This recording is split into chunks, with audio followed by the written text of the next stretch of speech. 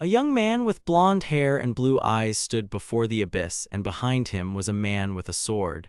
The young man's hands were tied, and he realized that his death was imminent.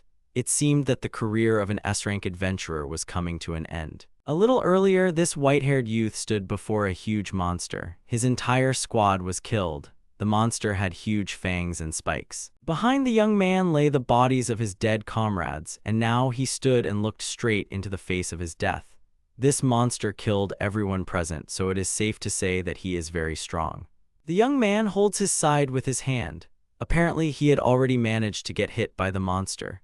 The monster, meanwhile, began to roar, and white steam came out of its mouth. The young man stretched his hand forward, and a magic seal appeared in front of him. He used revival magic. Suddenly, the warrior lying next to him trembled with his fingers, and after a while he came to, grabbed his sword, and jumped up, raising it behind his back to strike the monster. The young man cuts through the monster's body and defeats it. After a while, a girl and a man came out of the Adventurers Guild. The lady said that their business was going well, and this time they got a big reward. The man replied that the giant monster was on the bonus sheet. The young man named Alan said that they would split the reward equally, as always. The girl agreed and gave the bag with the reward to the young man. She then reached out to give the pouch to a man named Sosei, and then walked up to a young man named Licht and gave him his share of the reward. The girl replied that as soon as Licht joined their group, they began to complete tasks much faster. Joe's replied that, thanks to this skill, resurrection, they can be reborn over and over again, but dying is still a very unpleasant feeling. The girl says that if Alan had not invited Licht to their group, everything would have been different. The girl asked if the boy really invited Licht knowing his abilities. Alan gave a negative answer. He turns around and says he wanted to have more people on the team, and luck was on his side. Licht was on his own, so he asked him to join. Licht says he was alone because, until now, he had not shown his abilities to anyone. The girl asks Licht why he didn't show this ability because it is so amazing. Even the kingdom needs his skills. The boy replied that he did not want to demonstrate his abilities because he was afraid. The girl asks what he was afraid of. He replies that he was afraid that evil people might take advantage of him or that he might get involved in something dangerous. However, the young man smiles and says that the guys in his group treated him well like no one else, so he really believes that it is okay to show them his skills. The girl runs up and pats Licht on the shoulder, asking if he really loves them that much. Jose laughed and said that he was really grateful to the boy. The girl says that she means that it is because of Licht that they are so invincible, and she is very grateful for that. She asks Alan if their dreams of S-rank adventurers are really not so far-fetched now. The young man agrees, places his hand on Licht's shoulder, and says that he has high expectations for the young man. Licht smiles and agrees with Alan. So they completed many quests, and all of them gained experience, and each of them unlocked new abilities. Before they realized it, the whole group became so strong that they destroyed the enemies without using Licht's ability. Zhao says, sitting at the table, that today's mission was simply amazing. The girl laughs and says that the enemies were super weak. Zhao replies that it is understandable because after all, they are S-rank adventurers. Alan gives the boys their next task. The guild wants them to explore a small temple. It's a very simple task and the reward is quite good. The girl is surprised by the easy reward and is going to do everything possible, but Licht looked at this piece of paper questioningly. After some time, the group arrived at the temple. The young man thought that he was somehow lifeless and very narrow. Suddenly, Alan turns around and tells everyone that it's time to go back. Licht is surprised that they explored so quickly. The girl says that everything is fine and it's time to go back. After leaving the temple, Licht stood aside and watched his comrades. They were acting strangely, so the young man did not understand what was happening. He felt that something was definitely wrong here. Suddenly, he heard a voice apologizing, and then he turned around and saw many guards behind him. The young man does not understand what all this means. In front of him stands a man with a long beard, looking like a priest. The man shows a piece of paper and says that Licht will understand everything once he reads this document. The kingdom has issued an executive order, so the young man should not take everything to heart. The guards grab Licht roughly. The young man resists but is told to stop. The young man asks what he did wrong, because he pays his taxes and works as an adventurer. The man replies that the problem is his ability. Licht tries to understand how the man knew about his ability. The man says that his skills are too dangerous to leave alone. He is sure that there are many people who were saved by this skill, but it could be problematic if it is used for the sake of a demon's resurrection. Licht says it's simply outrageous, and he had no intention of abusing the skill. He says that if the man asks his teammates, they will confirm his words. They decide to do so. Licht turns and asks Alan to say something, but the boy walks past Licht. He asks for his forgiveness and says that he cannot resist the kingdom's orders. He wants the young man to accept this for their sake. He doesn't understand what Alan is talking about, because if he leaves the team, it will be bad. Alan says that at that time they needed his skills, so they let him join. However, now they have stopped making mistakes and dying during missions. Licht is surprised. Alan says that in other words, the youngster was now useless to them. As long as he was still getting a share of the bounty, it was understandable that discontent was growing within the team. Licht is shocked. Alan says that's the whole story. He tells the boy to just accept his fate and be executed. He says that if Licht is lucky, he will be marked as a hero on his grave. Licht starts calling out for Shizuku and Juzu, but the girl giggles and says that she understands how Licht feels now, but when the boy shouted their names, he won't change anything. She asks the young man not to hold a grudge against them and says goodbye to him. Alan receives his reward from the priest while Licht is blindfolded and placed on his knees. The executioner stands behind the boy. He asks if the boy has anything to say. Licht asks where he is. The man replies that Licht is standing at the place of the sentence, on the edge of a cliff. The man threatens the boy with a knife to the heart and a push off a cliff. Licht scolds everyone, and the man claims that the boy should be grateful since he could have chosen a more painful way. The boy should watch his tongue. He says that who would have thought that an S-rank adventurer would end up like this. The man also says he has an idea. He offers him to bet the probability that he will not die. Licht says that if he is going to kill him, he should kill him quickly. In this case, the man lightning fast pierces the boy's body with a sword. Licht feels pain, and then his body is pushed off the cliff. He fell off a cliff. The man said that he was done, and that today had been a terribly stressful day. At that time, people were not convinced that Licht was dead. Humanity didn't know then that at that moment it was their greatest mistake that they were doing. Suddenly, a seal formed over Licht's body. His cloudy eyes acquired a natural shine. Suddenly, he began to breathe, and then he came to his senses completely. Licht stood up and looked at his hand, then asked himself why he wasn't dead now. The young man thought the man had missed, but he had not, for he felt himself pierced. He tried to feel the wound, but could not find it. He realizes that this phenomenon is similar to when he uses revival. He thinks that he could have done it, but Licht is the only one who can use revival magic. He understands that his skills are also activated when he dies. He also guesses that his former crew members did not know about this. It is likely that one of them hinted to the kingdom about his abilities, although Licht trusted them completely. Licht stands up and says that he better get out of here before it gets dark. He thinks that he can't go back to the Risego kingdom anymore, so he has to find a place to hide. From this moment on, Licht's tragic revenge began. Due to the special ability that Licht possesses, he was betrayed by his teammates and was executed by the kingdom. Afterwards, ironically, he escaped death with the help of the resurrection skill. After some time, the young man came to the edge of the cliff and saw a huge sea. Despite the kingdom's decree, he was revived. Fortunately, his former comrades do not know about it yet. However, he must find shelter. In this world, the ratio of humans to demons in terms of the territory they occupy is about 3 to 7. One day, Licht heard that there was a suspicious cave closer to the border. He couldn't believe this information because it was from unreliable sources. He didn't know if this cave existed, but now he was on his own and had no other choice. However, it turned out to be just a rumor. Licht fell to his knees in despair, then picked up a stone and threw it straight into the sea. Suddenly, the stone hit something and an unusual sound was heard. The young man raised his head and wondered what that sound was. It sounded like the young man had hit metal. Suddenly, an unusual door appeared in the stone. The young man wondered why there was a door in such a place. He jumped into the water and began to swim straight to the door.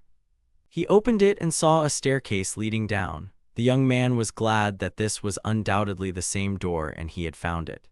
Licht walked along the stone and gloomy corridor. He wondered if he had reached the deepest part of the cave. He had not encountered a single monster, as if the entire dungeon had been turned off. He looks around and thinks that the cave is so spacious but lifeless, but unfortunately, these words cannot change anything. The young man understands that he needs to resurrect the monster sleeping inside this cave. In order to survive, he must form an alliance with this monster. From what he noticed, this cave has existed for a very long time, therefore there should be very strong creatures living here. He is confident that his resurrection skill can bring back the dead, regardless of whether there is a body. He thinks he is going to do what the old priest was afraid of, but now it is not the young man's concern. He straightens his hand and uses the resurrection skill. A seal comes out from his hand. Suddenly, a huge roar is heard. He doesn't understand what this feeling is, like his soul is being sucked out of his body. He thinks that this definitely didn't happen when he resurrected people. Suddenly, the ground nearby exploded, and the young man thought that the spell had worked.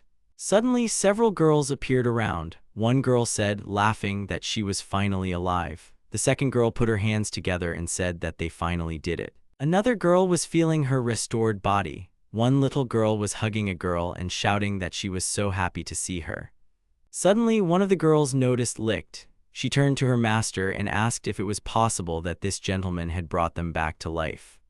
The girl looks at Licht and then gives orders to the other girls, telling them to return to their guard posts and make sure no one gets through. She and Licht are then left alone. The girl asks if it is true that she was resurrected by the boy. Licht gives a positive answer. The girl asks how he did it, since they had been dead for about 100 years. Even necromancers cannot resurrect without a remaining corpse. The young man is surprised by the number 100 years. Suddenly, he senses the girl's ominous aura and says that he himself is not sure about the details, because it is unexpected for him too. They look at each other. Suddenly, the girl starts laughing and says that Licht is a very interesting guy. She says that means the boy can actually raise the dead. She asks if he wants to join them. The boy asks if it is really possible. The girl gives a positive answer and also says that besides this, it seems that he is in big trouble. He says he doesn't know what his circumstances are there, but she wants to lend the boy a helping hand because he resurrected them. Licht thanks her and says if she doesn't mind, he thus becomes part of the Demon Lord's army. Things turned out a little differently than he imagined, but he has nowhere else to go, so he will be grateful for this offer. Licht asks the girl's name. She says that her name is Arya, and the young man can bow to her as the legendary Demon Lord herself. The young man introduces himself and says that his name is Licht. Then he asks about the other 4 girls. Arya replies that they are her faithful servants. They are also very grateful to the young man for resurrecting her. The young man thinks that he hasn't had a chance to talk to the other girls yet, but apparently they are Arya's subordinates. Since Arya trusts them completely, they must be powerful and capable servants. Meanwhile, the girl says that their main task is to restore dystopia. Even though 100 years have passed, it seems that the layout has not changed at all. The young man asks about dystopia. The girl says that in fact this dungeon they are in has another name, the Hero Killer. It's a good thing it was built so strong that the girls can still use it. The young man asks how he can help them, and then tells the girl to know in advance that his fighting skills are mediocre. Arya asks the young man not to be stupid and pats him on the back. She asks why she should change her plans and send the young man to the battlefield. She says that she values his abilities very much. Besides, she has a person who would be perfect for the young man. She will not assign him strictly to a certain area of the dungeon. The young man says that he is sure that this cave is huge, and these 4 are responsible for guarding all the territories. The fact that all this is guarded by only 4 servants means that they are short of manpower. The young man asks if Arya has noticed anything unusual about these 4. The girl says that she didn't notice, although before they died they all looked exhausted, and she also says that there wasn't even enough time to sleep. Licht realizes that it seems that the protected area is so vast that they don't even have time to sleep. To think that dystopia, also known as the Hero Killer, was a kind of hard labor. Licht says he thinks they need to look at this situation from a different perspective. The girl asks if he really thinks so. In that case, she orders him to discuss it with the girls. She waves her hand at him and says that she leaves this situation to Licht. After some time, Licht comes to the area closest to the deepest part of the dungeon. The young man apologizes for the intrusion. In the Hall of Melancholy, the girl Ferris forgave the young man and went about her business. Licht noticed her busyness and she replied that everything was fine. Ferris added that the feeling of completion was priceless. Then she asked why the young man had come. Licht looks at the girl and wonders if she is human. Since her territory is in the very depths, it means that she has impressive strength. The boy says that he heard that they were all working hard to protect dystopia, so he wants to find a way to reduce the girl's workload. He says that he already got permission from Arya. The girl bows at Licht's feet and shouts that he is their savior, so she is ready to cooperate. Licht asks Ferris how many zones are under her responsibility. The girl replies that there are about 5 zones. Licht is shocked. The young man thinks that under normal conditions, each zone contains a very strong monster. Ferris and the others are high-level demons rather than monsters. Not to mention, they don't look like regular servants at all. Licht wonders why Ferris is in charge of 5 separate zones at once. The girl says that it is really hard when enemies attack. Since the zones she guards are closest to the Overlord, the pressure is tens of times higher. Licht understands that dystopia is seriously short of hands. Ferris says that Iris and Tis are guarding their territory together, so the girl has even more work to do. They can't do anything here, she thinks. Licht thinks this is not a problem that can be solved in a day. He says that filling the empty areas with traps is the only option. The question is whether Arya will approve. The girl says that the Overlord is in a good mood now, so there will be no problems. The girl comes up and says that, moreover, since Licht is the one who resurrected them, she is sure that Arya will listen to him. The girl clenches her fists and says it's time for a revolution. Licht thinks he can sense the girl's enthusiasm for believing the young man will bring change. After some time, the young man came to the virgin forest where Tis and Iris were resting. Iris tells her sister that they have a visitor. Tis stands up and apologizes to Licht for not having prepared anything for him. The young man says that everything is fine and they should not worry. Tis says Licht's name. The young man asks how she found out about it. The girl replies that she heard their conversation with the demon lord. She did not want to eavesdrop on them, but it happened that way. Iris says she's betting he came to help them assess the current situation. Tis says she's terribly sorry the boy has to do all this. Licht replies that he came to find a way to lessen the burden on them all. The girls become serious. Iris asks her sister what they should do. Tis says she thinks they should listen to the boy. Licht says that if he understood correctly, the girl is responsible for this area. They answer that this is exactly so. He asks why they don't split the work, then the other one can take on the next zone. Iris rushes to hug Tis and says that she refuses. Tis laughs and says that this is why it happens. She says that besides, their abilities are revealed better when they are together with Iris. Therefore, it is not worth separating them into zones. Tis asks Licht to resurrect their doll servants created by the Overlord since they did all the dirty work. She wonders if it is difficult to do. The youth explains that he cannot resurrect soulless beings. Tis apologizes for the request. Iris suggests that the Lord create new servants, but Tis doubts that she will agree due to the lengthy process. The young man stands up and says that he will think about it anyway. Tis asks the young man not to overwork himself and to take care of his health.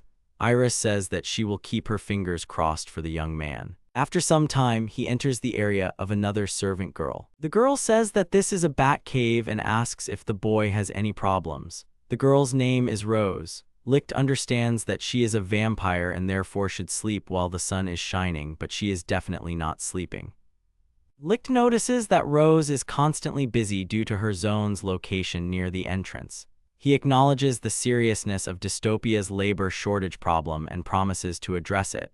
Rose thanks him for his efforts. Rose says that the others have it hard and in comparison, she feels that she has it easy. Licht asks how many zones Rose controls. The girl says that there are 7 zones in total. Licht thinks that Rose is undoubtedly dealing with the heaviest load. He says it's absurd and they need to do something about it urgently. The girl says she's a vampire, so there's no need to worry about her. After all, her stamina is much higher than the others. Then she smiles sweetly and says that it will be difficult if the workload becomes much higher than it is now. Licht thinks that since it's just a simple lack of people, he thinks the only way out is to recruit them.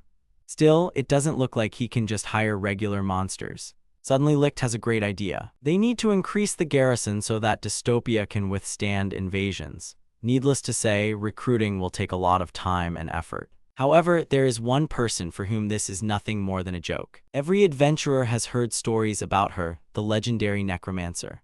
Licht and Ferris leave dystopia, and the girl is amazed at the changes in the world after 100-year sleep. Licht notices a bridge that was not there before. The girl says that most likely Rose built this crossing for them. Licht understands that they are dumping this kind of work on her. Suddenly, he starts shouting for the girl to take care of herself because there is a huge wolf in front of them. Ferris says that this wolf is not their enemy. It was bewitched by Rose. She probably brought it as a transport for them. Licht says that he is not sure he understands what the girl means. Ferris approaches the wolf and begins to pet it. She then tells Licht to climb onto the wolf. Licht climbs onto the wolf and is happy with his success. Ferris then sits in the back and asks Licht if he knows where they are going, and the boy says it would be a big problem if he didn't know. This is the place where the legendary necromancer is buried, the hero's grave. It is used for worship, and apparently there are guards there, but they are few. Ferris says that if the operation is successful, they will have more free time. The girl knew that the Lord would give them permission. Licht said that he did not think that Arya would approve of it. He thought he would have to persuade Arya to hand over one of her charges to him, but for some reason the fact that the girl agreed so easily upset him a little. Ferris asks if even if they resurrect this necromancer, the dystopian lord will allow him to stay. Licht says it will be fine. He honestly doesn't know why, but Arya seems to trust him. Licht also says that they will most likely have to fight the grave guards, so he asks Ferris to be prepared. Suddenly, Ferris asks the boy to wait. She says that if she remembers correctly, Licht's ability is to resurrect the dead. The girl asks if this means that he can resurrect her as many times as he wants. The young man agrees and says that it is not a problem. The girl thinks about it. Meanwhile, two men were talking at the cemetery. One asked if the other had heard that a group of 2 people were heading straight for the grave. The second man says he didn't expect anyone to come here just when they were on night watch. The man says he dares to assume that these are marauders who have come to steal all the goods. He does not understand how the earth bears such people. The other man says that it is unforgivable to get rich in this way, but to lay hands on the hero's property is even more unforgivable. Now they will catch them and punish their sins. After some time, the young man and the girl have already reached the place and began to pet the wolf. Ferris tells the wolf to sit here and wait for them. They head to the cemetery to the hero's grave. Suddenly, the young man puts out his hand and asks the girl to be careful. 2 men jump out at them and shout that whoever hits first wins. Licht manages to dodge, but the second man strikes straight at Ferris. The girl looks at her wound and laughs, then falls. Licht runs up to her and grabs her hand. Then the girl's eyes light up and she falls unconscious. At this point, the man who hit the girl winced in pain. Then he fell and showed no signs of life. The same wound that Ferris had appeared on his body. The second man asks Licht what he did to his partner. Licht says that he understands. This must be what Arya told the boy. He uses resurrection magic and the girl comes back to life. She is happy and thanks Licht, who says he would have preferred to hear about the girl's ability sooner because it really scared him. Then the girl gets up and approaches the second man. He shouts at her to get away from him. Ferris snatches the dagger from the man's sheath and, laughing, places it at his neck. Then she cuts her flesh and falls unconscious. At the same time, the man's neck also gets a wound and he dies.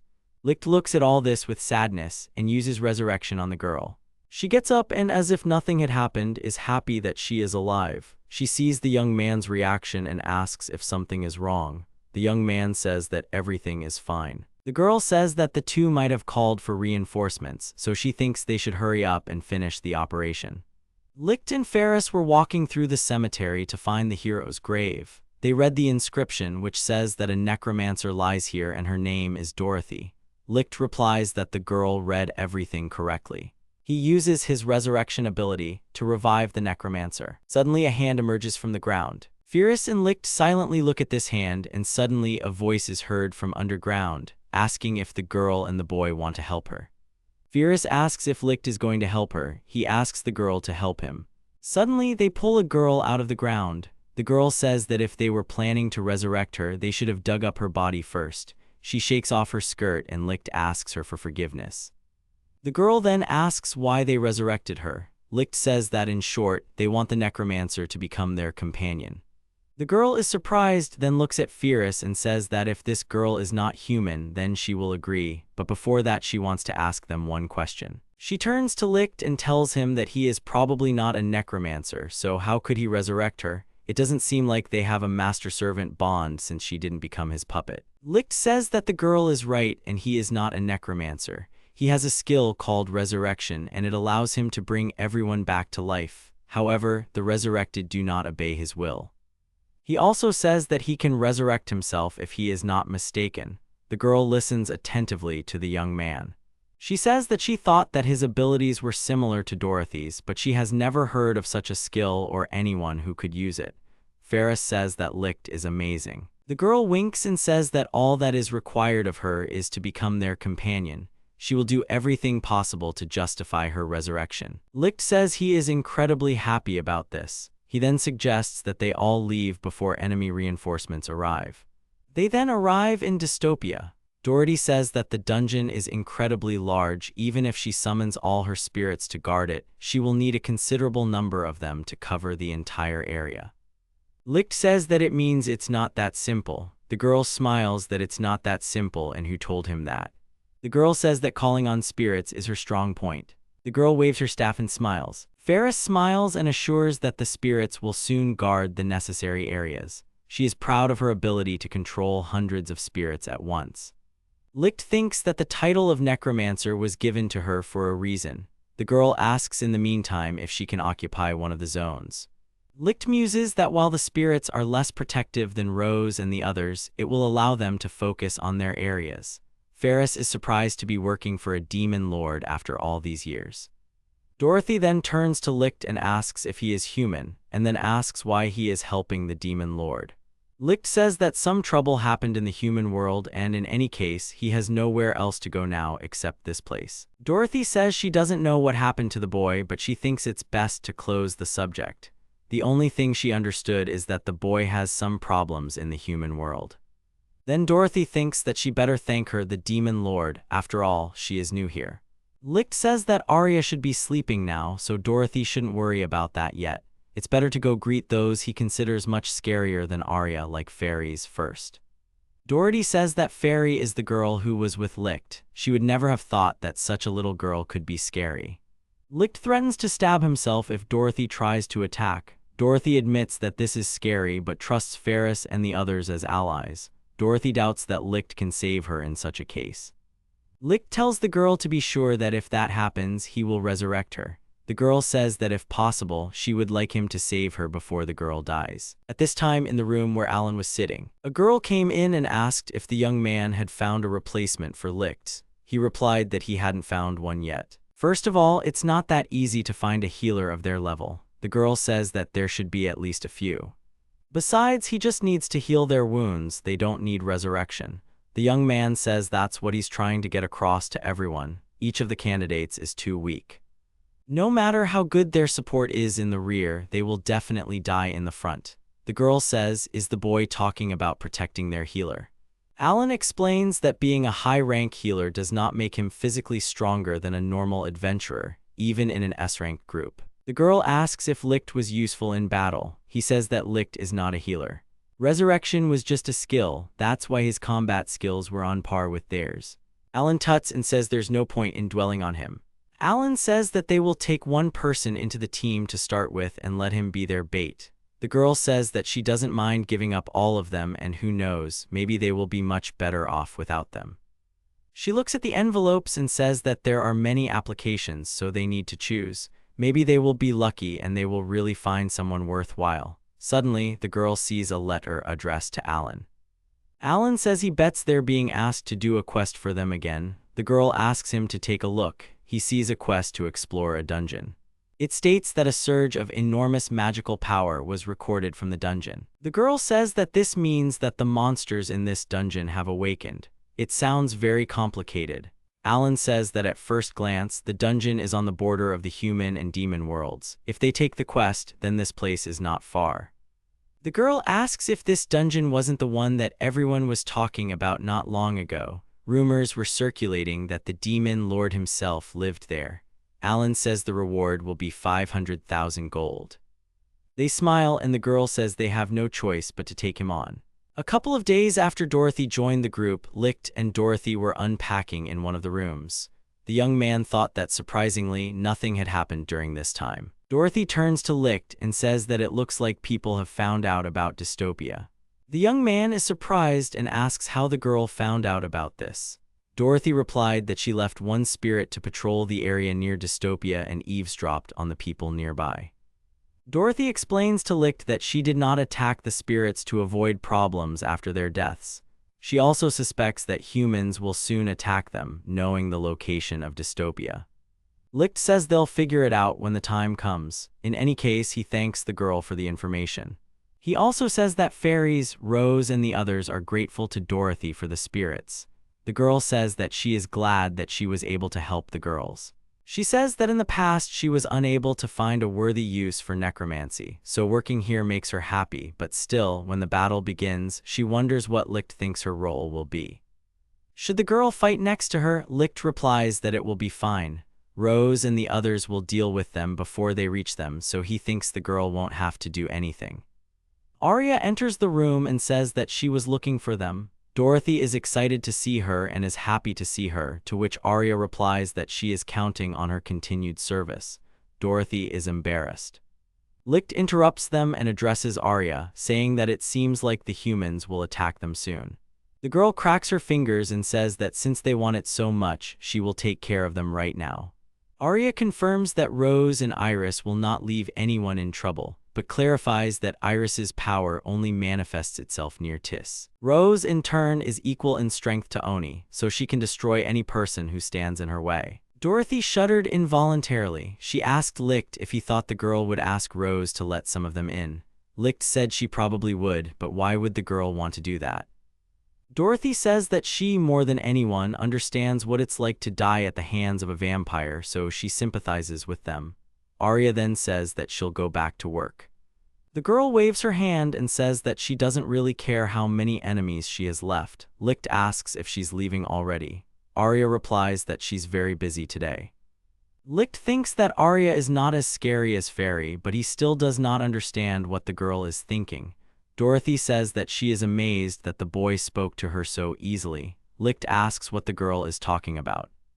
Dorothy couldn't help but look up and say that Arya is definitely a demon lord. After some time, Alan and his group were riding in a wagon. The young man asked Alan if he was sure they were going in the right direction. Alan said that he got the information from the guild, so the road is correct. The girl asks, saying that they are traveling for a long time if their horses are slow.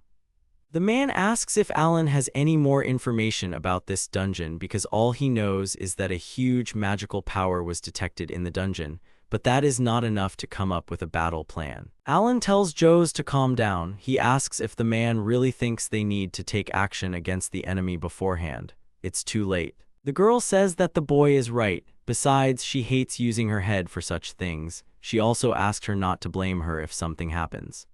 Joes suggests discussing the distribution of the 500,000 gold reward. He believes it is unfair to divide it equally since the healer puts in less effort. The girl supports his opinion. After a while, they find the entrance to the dungeon. Shizuku asks where the stairs lead. Joes asks Alan if he took the escape item. The place radiates danger and Licht is no longer with them. Alan says he took the item and will use it as a last resort, so everyone else should be on guard. They tell the healer not to go too far and then head out. Sosei says he senses demons, but then says they are spirits. He then says that what he found here is an undead creature similar to Licht. Alan says that there are undead right now. They don't have enough stamina to get rid of them. They won't survive a protracted battle. Their plan now is to kill the monsters as quickly as they can. Licht was moving his books. He turns to Dorothy and says that they have cleaned up most of the room. The girl thanks the young man and says that he really helped her out. Licht says that it is not a problem. Dorothy says that spirits are absolutely useless for such troubles. All they can do is attack opponents and keep watch. This reminded Licht. What Dorothy says is that one of her spirits noticed people nearby, which means that dystopia was discovered based on her words. Nothing out of the ordinary had happened since then. He wondered if people had decided they weren't posing a threat. Even if they attack them, they will not be able to prepare in any way. Dorothy says she was told that humans have entered dystopia. Licht repeats the girl's words and is surprised. At this time, Alan's group sees many spirits. The girl wonders why there are so many spirits. The girl asks if Alan really thinks one monster did all this. The man says that no one talked about one monster. Sosei said that having enough power to control that many spirits, so it can be assumed that there are a dozen liches involved. Alan asks if Sosei is sure about that. The young man says that if there were 10 of them, they would kill each other on the spot. He has no idea what happened here, but he doesn't care. He orders Shizuku and Juzu not to act alone, but to stick together no matter what. Then suddenly Rose comes up behind them and greets them. She says that she is sorry that she was given the order to split up their group, so she brought them here. Alan asks who she is. He thinks that Juzu and Shizuku disappeared, meaning that she only moved him here. The girl asks permission to introduce herself, then says her name is Rose. Alan thinks that if this is his opponent, then she must be strong enough to refuse the chance of a surprise attack. He asks the girl about the dungeon. He says that Joss was wrong in his guess. Rose asks if she owns the dungeon. The girl says that she is his rival. Alan swings his sword and tells the girl that she did not have to say those words. He strikes, but suddenly his sword is not in his hand. The girl picks up the blade and says that it is very excellent. It saddens her to see how carelessly people use it. Alan asks how the girl was able to snatch his sword so deftly. Rose says that the boy's swing was too slow, so she borrowed it for a while. The girl returns the sword to the boy. The boy asks who controls the spirits. He says he can tell for sure that it was not Rose who summoned them. He orders the girl to tell him where this person is now. The girl says that she doesn't actually know the exact location, but she thinks the girl is with Licht. Alan asks why that name is coming out of her mouth and if the girl knows it. He then says that it is impossible. The girl says that those are her words. She then asks how the young man knew about Licht. Alan wonders why the girl mentioned Licht. He should be dead. He wonders if the boy is still breathing. Alan ignores the girl's comment and creates bats on his hand. The girl laughs and admits that she is beginning to understand Licht's feelings. The young man understands that he must somehow get rid of them. Alan suddenly realizes that he can't move. The girl says that with such a build, she doesn't think she'll be able to get much blood from the boy. Suddenly she wonders if she asks Licht to resurrect the boy, then doesn't that mean she will have a perfect and endless system? She smiles and says that this theory definitely needs to be tested. The young man is surrounded by many bats. At this time, Shizuku was in some forest. She didn't understand where she was because she had just entered the dungeon. The girl thinks she saw bats for a moment, and then Alan and Joss suddenly disappeared. Suddenly, she hears someone's voices. There were 2 girls standing in front of her, Iris and Tis. Shizuku sees beautiful girls. Iris suggests her sister to get rid of the girl. Chise says that it is an order from the Lord, so they should try hard. Shizuku takes out her blade and tells the elves to run away now, and she will forget about them. Iris says that this person is talking. She apparently doesn't know her place. Tis says that she is a person, so there is nothing to be done. Iris uses her fairy control ability, and several small fairies appear around her. They started to attack the girl, but Shizuku used her blade whirlwind ability and cuts down the small fairies. The girl continues to attack the fairies, but suddenly one fairy touches the girl's body and begins to penetrate inside. Suddenly, Shizuku realizes that she cannot move and her sword falls out of her hands. Iris is happy and tells her sister that the task is completed, so Tish should praise him. Suddenly, Chise uses the same fairy control ability as Iris, but her fairies are already adults. They enter Shizuku's body in the same way. The girl understands that. Iris asks what to do with the prisoner, but Tis suggests handing her over to Rose since no specific instructions were given. The girl looked at them in horror. At this time, Joss was among many spirits. Dorothy comes out to him and says that it really was a person, as they thought. Joss says that he has a feeling as if he has seen her somewhere before. Besides, this is the face of someone from the past, so this person cannot be here. Joe says it doesn't matter. Getting to the point, he'd like to ask a few questions about the dungeon, but he figures the girl won't answer them. Dorothy apologizes and says she can't answer that. But the man won't suffer like the other 2. She asks him not to hate her for it. The man takes out his blades and exhales. Suddenly, Licht enters the room. The girl asks where he went. The young man says that he spoke with Ferris. Suddenly, Joss calls the young man and asks what the young man is doing here. Joss asked the young man what he was doing there. Licht replied that he had the same question for the man and asked why he was there since he had been executed earlier.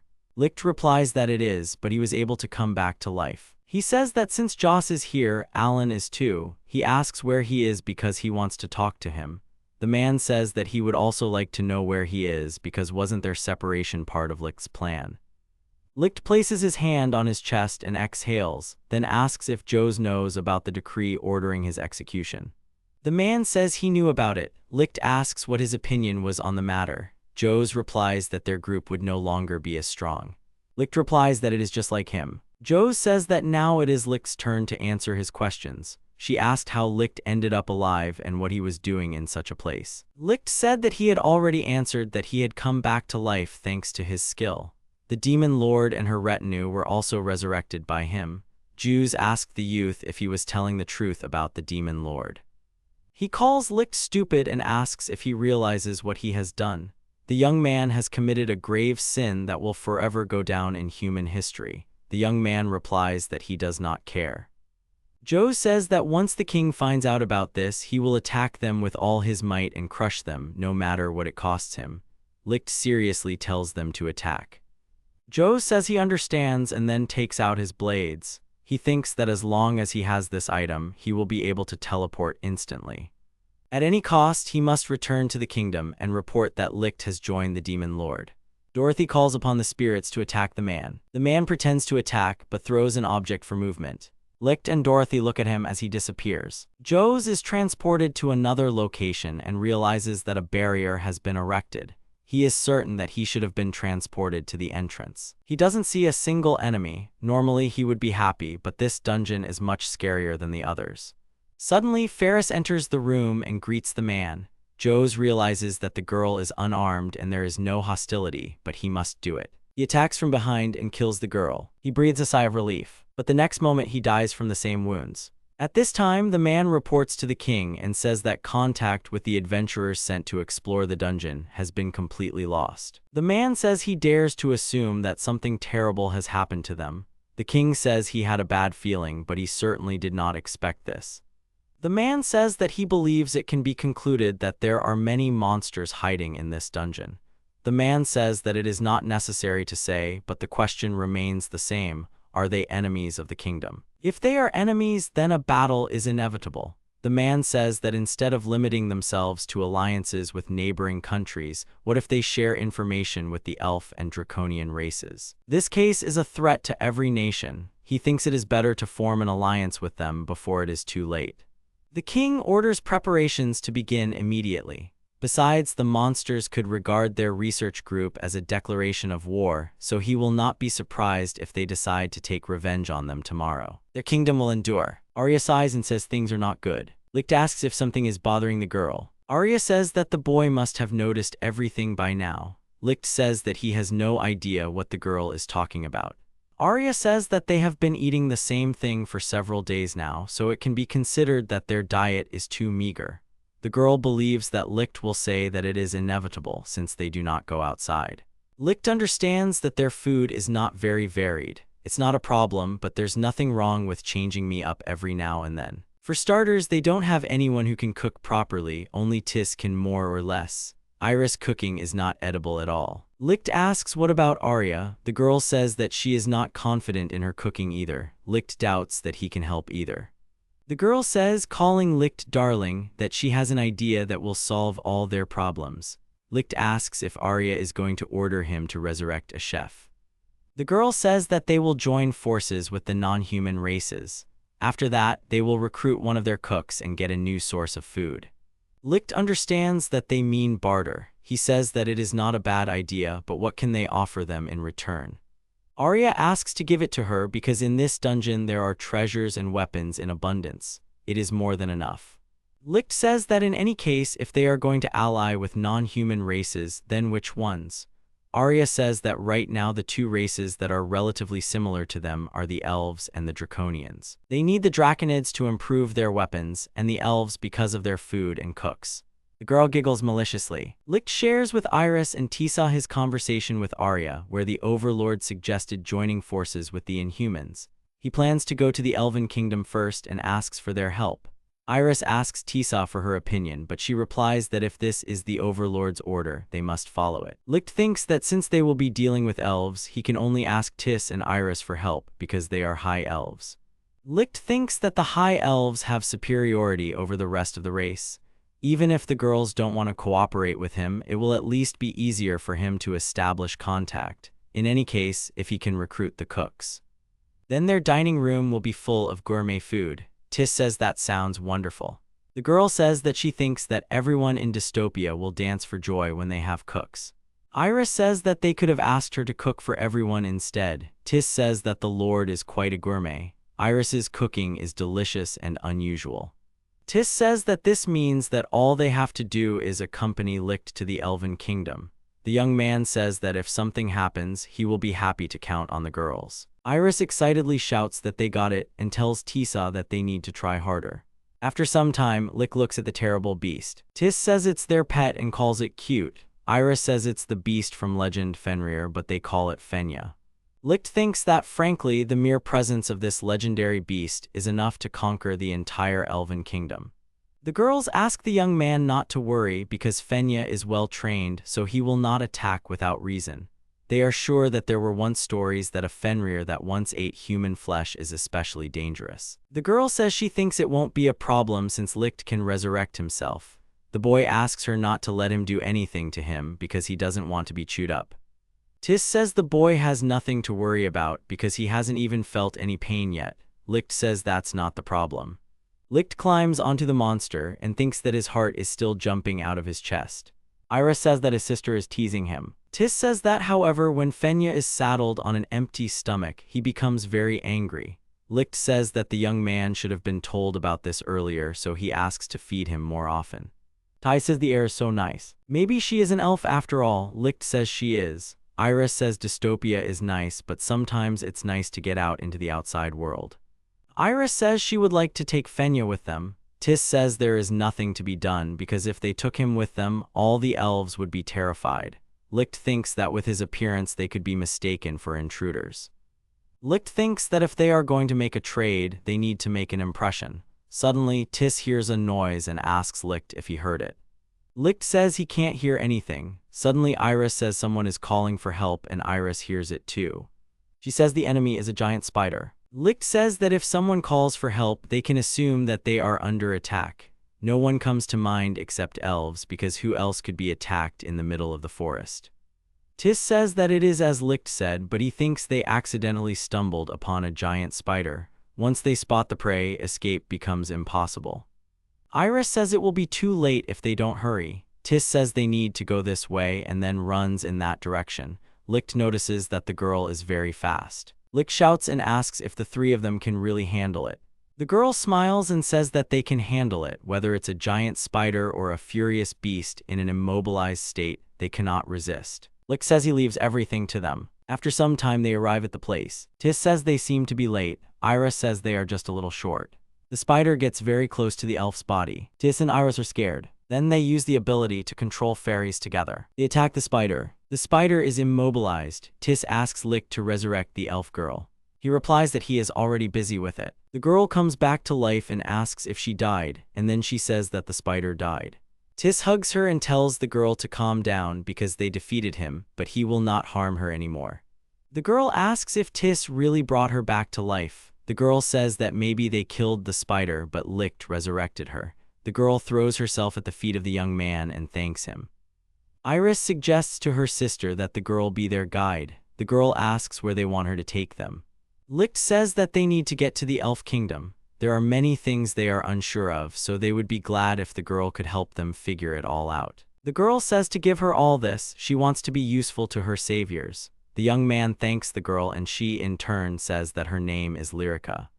The boy says his name is Licht and there are two high elves next to him. The girl screams in horror. Licht smiles. She says it's no wonder they are so beautiful, since this is the first time she's met high elves. After some time, they arrive in the Elven Kingdom. Iris says it's very beautiful here. There's forest and sunshine all around. Tis says that she likes it here very much. She would also like to come here again and again. Now she doesn't even want to move from her place. Suddenly Lyrica runs away with Lichtu. The young man comes to the accordion and asks what the girl wanted. She says that she told the princess about the young man with the girls. She said she wanted to meet and talk to them. Licht is surprised because he didn't think that everything would be so easy. The lyrics say that the princess is waiting for them in that tree. The lyrics tell the young man and the girls not to worry because she will walk them home. Iris turns to Tisa and says that she also wants such huge houses in dystopia. The girl replies that she does too and then says that they will ask Rose to ask them. Licht says that the girls should stop this idea because it will put even more responsibilities on Rose and she could die mentally. Tis says that jokes should be put aside. Iris should remember that it is forbidden to use bad language in front of the princess. The girl says that she understands. Licht asks what will be stronger, Tis or the princess, to which Iris replies that Tis will be stronger and no one else. Licht then asks who Tis respects more, to which the girl replies that she is a princess. Licht says that they will have a deal with the elves, so she should try to describe it. Iris says that they would be extremely happy to use their jewels and weapons to help the talented people of your country and take advantage of their help. Tis praises Iris's speech and says that she is happy for the girl. She tells Lyrica that they are ready, so she apologizes to her for keeping her waiting. Iris turns to Tis and says that if the princess hates them, Tis replies that the demon lord will be upset. Licht says that this will cause great waters. Licht thinks that given all the risks and failures of this idea, he still hopes for a successful outcome. They enter the princess's reception hall. The girl bows to them, and she says that her name is Alusi. Licht says he's glad to meet you. Alusi says that she is already aware of the recent events. They saved their dear Lyrica from the clutches of a huge spider. She also apologizes for thanking them in this way for this deed. Licht asks her not to worry because everything is fine. The girl says that she really doesn't know how to thank them. This huge spider has been tormenting them for a long time. They tried to defeat it in every way, but they didn't even suspect that someone else would defeat it. She turns to Mr. Licht. She thanks him warmly for his help and then says that she was told that the young man had a serious talk with her. Licht replies that this is exactly it. Iris says that they would like to give the elves their weapons and treasures in order to help the talented people of this country and take advantage of their help. Licht panics and does not understand what is happening, and Tis covers her mouth. Alusi smiled and said that she was glad because that was exactly what they had problems with. Licht laughs, but the girl says she's joking. The young man understands that he's also being joked about. Alusi says that, frankly speaking, there are many children in their country who would like to see what happens outside the forest, so she would be happy to consider the possibility of employing them temporarily. Licht is surprised, but Tisse intervenes and says that she thinks it is not very good to continue the conversation in one direction only. Licht says that the girl is right. Alusi says that if they don't mind, then couldn't they destroy their enemies just like they did with this spider, because they themselves don't like to fight. Iris turns to Tisa and says that since that's the case, they can easily handle it. The girl replies that her sister is right. Tis then asks Licht if he is against it, but the young man replies that he supports the idea. In his mind, he thinks that of course, in dystopia, the demon lord does nothing but scratch his fists in anticipation of battle. Alusi says that in that case they can get down to business. They have plenty of children, so they can't worry. The girl asks Licht to tell the demon lord that the elf queen is counting on her help. The girl bows after them, and then Lyrica accompanies them to the exit from the forest. After a while, Licht said that the princess was very good and Arya should learn from her. Iris said that one should not speak like that because their mistress had her own good qualities. Tis notes that Alusi said that she was counting on the demon lord's help, but did they ever tell her about their mistress? The young man assumes that contact has been established with the elves somehow, so the dragon men are next in line. Licht and Rose flew over the desert. After some time, while Licht was flying with Rose, the girl said that it was so fresh outside that it even lifted her spirits. Licht flies with the girl and says that she should rest more often. Licht senses that Rose is uncomfortable without work. He planned to go to the Dragonman's settlement alone, but Rose joined after finishing her business in dystopia. Licht asks Rose if she never thought that the day would come when he would fly in the sky. The girl says that flying is really fun. Licht asks Rose if it will be okay if the sun hits her since she is a vampire. Rose says it is okay. Gone are the days when the sun's rays were her weak point. The girl smiles sarcastically. The girl then asks what they will do if they find themselves in a dragon people settlement and suddenly they attack. Licht says that if they attack, they should not fight under any circumstances. Rose asks why not. Licht replies that they need to befriend them so they can start remaking their weapons. That's what Arya said. The recently revived dystopia does not have all the capabilities to produce new weapons and armor, but if you try to strengthen your friendship with the dragon people, then even if they refuse to work for them in dystopia, then the orders in the settlement should definitely be accepted. And to get them interested a little, Arya provided her weapons from the warehouse. Rose tells Licht that they are getting close, so he asks to hold on to him. The girl lowers Licht. Then his wings turn into a bat, and then the bat turns into an amulet. Licht grabbed his head and said that they had arrived. Meanwhile, the draconids were splashing in the river. Suddenly, the girl felt something. The young man asked what his sister felt. The young man turned to his sister, whose name was Lalka, and asked what was going on. The girl said that she had a bad feeling and asked the young man if he felt anything. She then apologizes and says that she thinks they should finish up quickly and go home. The boy says that he really does think they should come back early. The girl replies that things are not easy for her mother right now. They took the nets with fish and went into the forest. The girl says she hopes her mother will recover. The boy says it is not like her to show weakness. The girl admits the young man is right but is concerned about her poor appetite. She suggests finding a magician healer. The young man doubts, believing that magic only helps with wounds, not illnesses. The girl says that the young man is right, but first she suggests that they return home, because maybe their mother will feel better today. At this time, Licht was walking with Rose. They were looking for a settlement of dragon men, but this place does not look like a country at all. Apparently, they are quite far behind the people. Rose asks if they plan to attack. Licht prefers to negotiate first and suggests finding a local, believing the dragonmen would be more likely to agree to talk. If there are two of them, they will feel some advantage and attack them first. Such cases sometimes occur. Rose asks Licht to look and then sees two draconians, very young in appearance. Licht realizes that there are two draconians after all. However, they have no weapons and there is no one nearby. Someone is shouting at them. The young man calls his sister Lalka and asks her to look there. The girl puts out her hand and asks Brother Kind to be careful. She says that the man looks human. However, that woman is of a completely different race and she gives off extremely unpleasant energy. The young man lays down a net with fish and addresses Licht, calling him a man, and then asks what his business is with them since this is no place for people.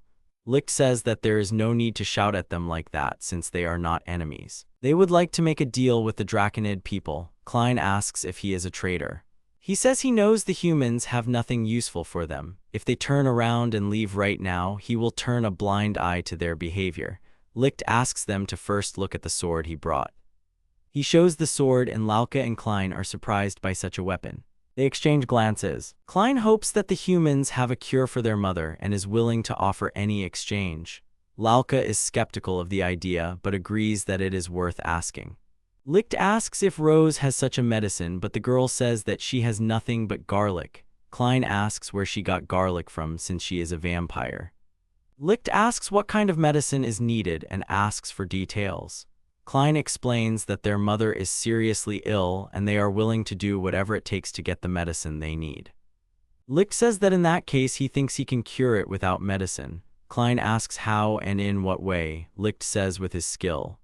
Licht says that if he takes him to his mother, he thinks he can help her. Klein tuts and says that if the boy has such an ability, he must prove it. Only then can the boy trust Licht.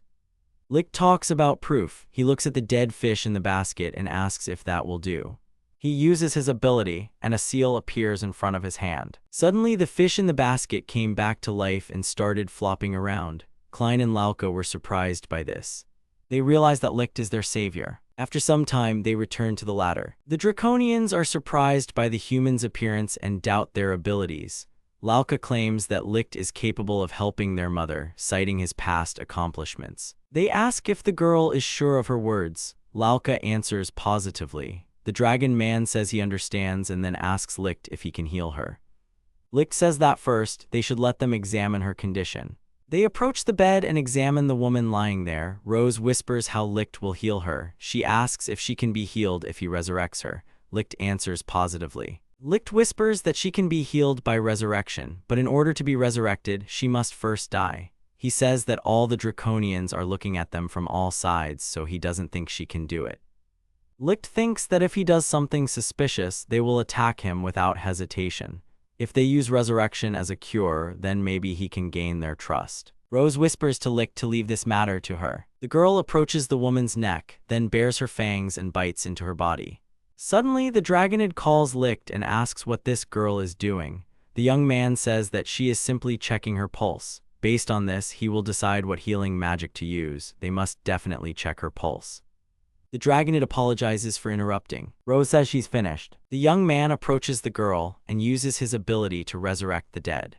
The woman opens her eyes and abruptly gets up from the bed. Klein and Lauka are amazed that their mother is finally healed. The woman turns to her children and tells them that the pain in his body has completely disappeared. The woman asks what could have happened. Klein and Lauka rush to their mother. They hug their mother with tears in their eyes, and Lauka says that Licht was able to heal her. The woman says he doesn't know how he did it, but she feels good. She also asks the boy's name.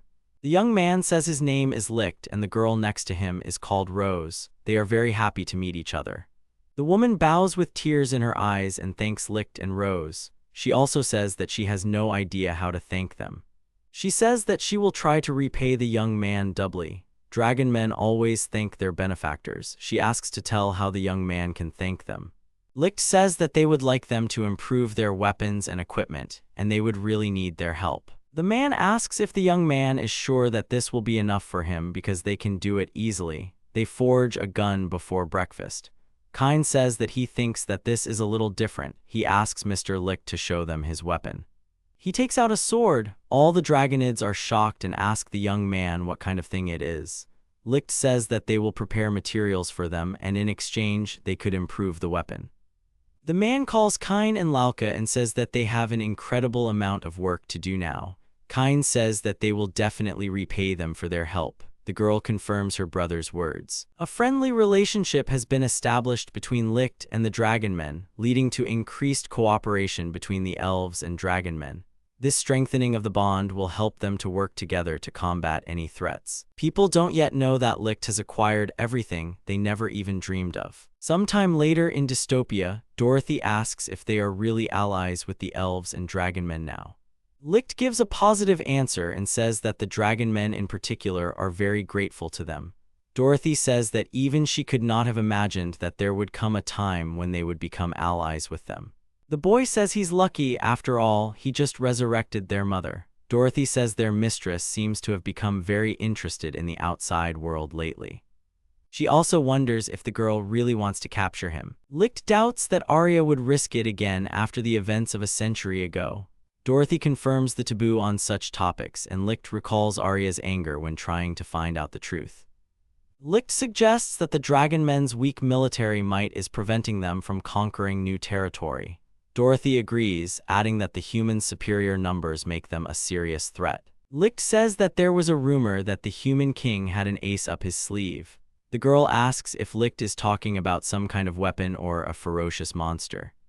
Licht says he doesn't know, that's why he's scared. He says they need to warn Arya. Maybe she can come up with a plan. Dorothy says it would be great if she spied on them, but she can't go into the kingdom. Suddenly, Rose runs up to them and calls Licht and Dorothy. The girl says that they are currently having a meeting with the Demon Lord, so shouldn't they hurry? Licht asks if it has already started. She says that this time it is very important because the lady had a quarrel with the Eastern Demon Lord. After some time, everyone gathered in the throne room. Licht asks Arya what happened. Iris asks Tis why the Demon Lord is silent, but the girl tells Iris to be quiet. Pyrrhus tells the Demon Lord that she is worried. Arya lets out a sharp sigh and everyone goes silent for a moment. Arya says that she always believed that demons should help each other in the fight against their worst enemy, humans. So she went and asked for help from the Eastern Lord of Demons. She flinched and said that this freak could have simply ignored her request, but no, he thought that she was insulting him, so he unleashed a magical attack on them. Rose says that this is what the attack was like that time. Licht asks what the girl is talking about.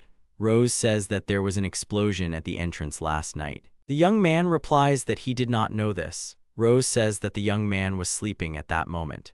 Arya interrupts them and says that it didn't cause them much damage, but they have no choice but to respond in kind. The demon lord asks his subordinates if they are ready to fight. Licht asks Arya not to get excited and then says that they don't even really have military power yet. Maybe they should hold off on declaring war for a bit. The girl replies that she has already thrown explosive magic at their territory. She laughs, imagining the fear of the people, and Licht understands that the situation is getting worse. It is unknown when to expect an attack, and now the war with the demon lord has begun. The young man replies that this is true and that he heard something about this demon lord when he was still living among humans. No one has ever returned alive after a battle with this demon. I think his name was Garga. Licht notes the power and danger of the demon, known for its destructive spells. Arya, however, does not know the details, as power in their family passes from father to son. The girl says that she will not leave an heir, however, she still remembers where their castle is located. Licht understands that they have already decided on the place of attack. Iris asks Tis if they will really fight. She says she doesn't want to lose. Tis hugs her sister and tells the girl not to worry. They won't lose as long as Mr. Licht is with them. Arya stands up abruptly and says that everything is exactly like that. Licht is the most important figure on their battlefield, so he will give the girl a good workout. She asks if the young man needs details. He will be gentle with simply resurrecting the girls if they suddenly die. In particular, he must take care of Ferris. The boy says he understands and will try. Ferris says he has hopes for the boy because it seems they are on the same team, which means they are invincible partners. The young man smiles and says that they will do their best. After a while, Licht says that they say war is voluntary. Dorothy asks what their plan is since they don't have much time. Licht realizes that they have no time to plan due to the unpredictability of the demon lord's actions. He would like to go on the offensive right away, but the enemy can predict their moves. The enemy's forces are likely comparable to their own. Rose suggests a kamikaze-style attack, but Licht is against it. Ferris supports her, noting her talent for unusual attacks, and Dorothy advises to wait. There are only 7 of them, so they are unlikely to fight face-to-face. It is possible to weaken Dystopia's defenses a little and use its spirits. Licht thinks about it and says that it's not a bad idea. It's unlikely that the enemies can turn a blind eye to such a large number of spirits. Iris turns to her sister and asks what they should do. The girl says that they will have to accompany the dead souls along with the spirits of the forest. Rose asks for forgiveness and asks what she should do. Ferris says that apparently there is nothing left but a kamikaze attack. Licht says that he will think of something for them. Iris sympathizes with Rose and offers her the role of distracting her enemies with her attractiveness. Thies considers this idea excessive. Rose clenches her fists and says she will try her best. Licht asks her to calm down. Ferris remembers something and says that the girl can turn into a bat. Rose says that she is glad that the girl remembers this, but it probably won't be useful. Licht says that the girl is jumping to conclusions too early. He asks if Rose can turn into a mouse now. The girl says she can. Then it suddenly dissolves in bats. A moment later, little bats were flying around Licht. Ferris says she hasn't seen anything like this in a long time. She used to play tag with Rose and she couldn't catch up to her as a bat. Licht says he thinks he knows how they can use Rose's ability, and Rose happily asks if that's true. Licht suggests that the girl be given the role of espionage. Rose says that Licht wants her to sneak into enemy territory, surprise the demon lord, and challenge him to a duel. She says that the demon lord won't expect it, so it will buy them a lot of time. Licht replies that he doesn't think it's worth going that far. The girl confidently says that she'll try. After some time, Licht and Ferris were running away from a huge dark monster. He strikes, but the boy and girl deftly dodge. The fairy, which is Iris' ability, flies towards the monster and immobilizes it. Licht says that it was to be expected. There are never so many monsters in human territory. If the Iris fairies hadn't saved them, they would already be dead. The demon's territory, which occupies 70% of the earth, and they are currently on the eastern part of it. Ferris turns to Licht and asks him about the castle ahead and whether it really belongs to the demon lord. The youth answers in the affirmative. They sneak through the trees. Licht says that he heard rumors about this place, but he did not imagine that the castle was so big. He remembers that all the warriors of the guild never returned alive from this castle. Licht walks and thinks that he hasn't even come close to this castle yet, but his body is already holding him back. Licht says that Dorothy and the others should have already launched an attack on the castle, so he thinks now is the time for them to move. Fierce says she understands. Suddenly, the girl notices something glowing in the distance, and then this something pierces Fierce right in the heart. The girl falls unconscious. Licht runs up to her and calls her name. Licht thinks that she was killed from such a great distance and so quickly. The enemy reconnaissance squad is on a completely different level than in Dystopia. He looks around and realizes that they seem to have stopped attacking. Apparently, the shooter died immediately after killing Fierce. Apparently, Ferris' skill called Bitterness worked. Thanks to this ability, all damage that Ferris takes is transferred to the attacker. Licht uses Resurrection of the Dead to revive Ferris. Ferris wakes up and says that it was unexpected. She asks if the attack hit the girl. Licht says that the girl covered her. The girl says that this time the attack was too sudden, so nothing can be done. She asks Licht to be on guard. After some time, Ferris and Licht move on. The young man thinks that they will not be attacked. The enemies should be confused now. This is their chance. Licht had to use Resurrection. It would be good if the enemies didn't find out about it. If they understand how bitterness works, then it will be very easy to resist this ability. In any case, the boy would not like to see Ferris dead again. The girl turns to the boy and asks what happened. Licht says that from now on, Ferris should not leave his side for a single step. The young man thinks that if necessary, he will protect her himself. Ideally, he would like the girl to use her ability on the Eastern Demon Lord. And for this to work, his skill must be hidden until the very end. Ferris says that she, of course, is not against it because she and Licht are partners. The girl gets embarrassed and says that she also wants to be there. Approaching the castle doors, Licht says that they do not know what enemies will await them, so he asks the young man to be on guard. The girl grabs Licht. At that moment, a huge man was shouting and asking what was going on here. The girl turned to Mr. Doba and said that she had come, and the girl was already in that state. Doba said that the enemy had already infiltrated the castle. Luluka's intelligence skills were among the best among all demons. He didn't know who killed her like that, but he certainly knew who he was aiming for. The girl turns to the gentleman and asks what will happen to the girl. The man says that they need to leave her now and they will sort it out later. The girl asks for forgiveness and says that she feels like she was killed in a strange way. The man says that he thought so too. There are no signs of battle in this room. The enemy may be very strong, but this girl could not have died without fighting back. The girl is Luluka and she led the demon army. Doba says that it looks like Luluka took damage right after the enemy's attack. The girl asks if it's possible that they have a demon that has the same abilities as her. Doba replies that this is unlikely because these abilities cannot be one-to-one, but there is something else here. Suddenly, Doba turns around. He realizes that someone has entered the castle. He orders the girl and tells her to inform the others about Luluka's death. The girl says that she understands. Doba also adds that it may not be necessary, but just in case, she should warn His Majesty the Demon Lord Garga. He then tells her that they will meet later once he is done with those scoundrels who have infiltrated the castle. The girl runs away and wishes the man luck. Doba takes out his sword, which is the Sword of Disgust. It is able to accumulate and increase its power when she experiences hatred and is now in its best form. Meanwhile, Licht and Ferris have already infiltrated the castle. Licht realizes that the invasion was successful. Dorothy's spirits have already surrounded the perimeter. Then Licht they call out from the side.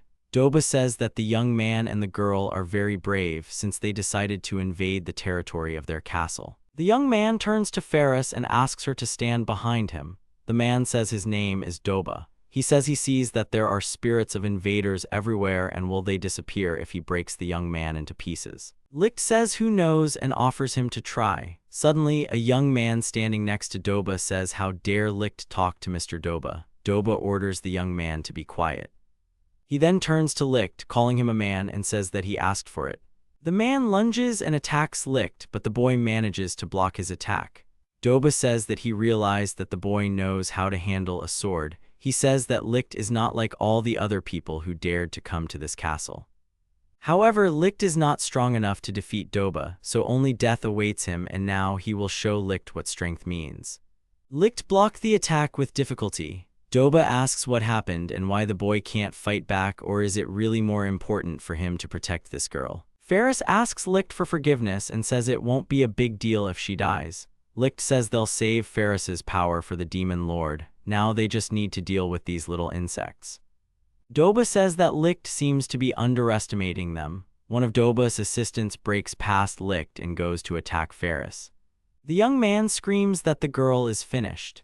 At that moment, Doba's second assistant, an archer, shoots an arrow straight at Ferris, and the first young man delivers multiple cutting blows with his blade. The girl falls unconscious. The young man smiles and says that Fairy is weak, and next time she will know how to invade someone else's territory. The boy runs towards Dabu but suddenly dies from the same wounds as Ferris.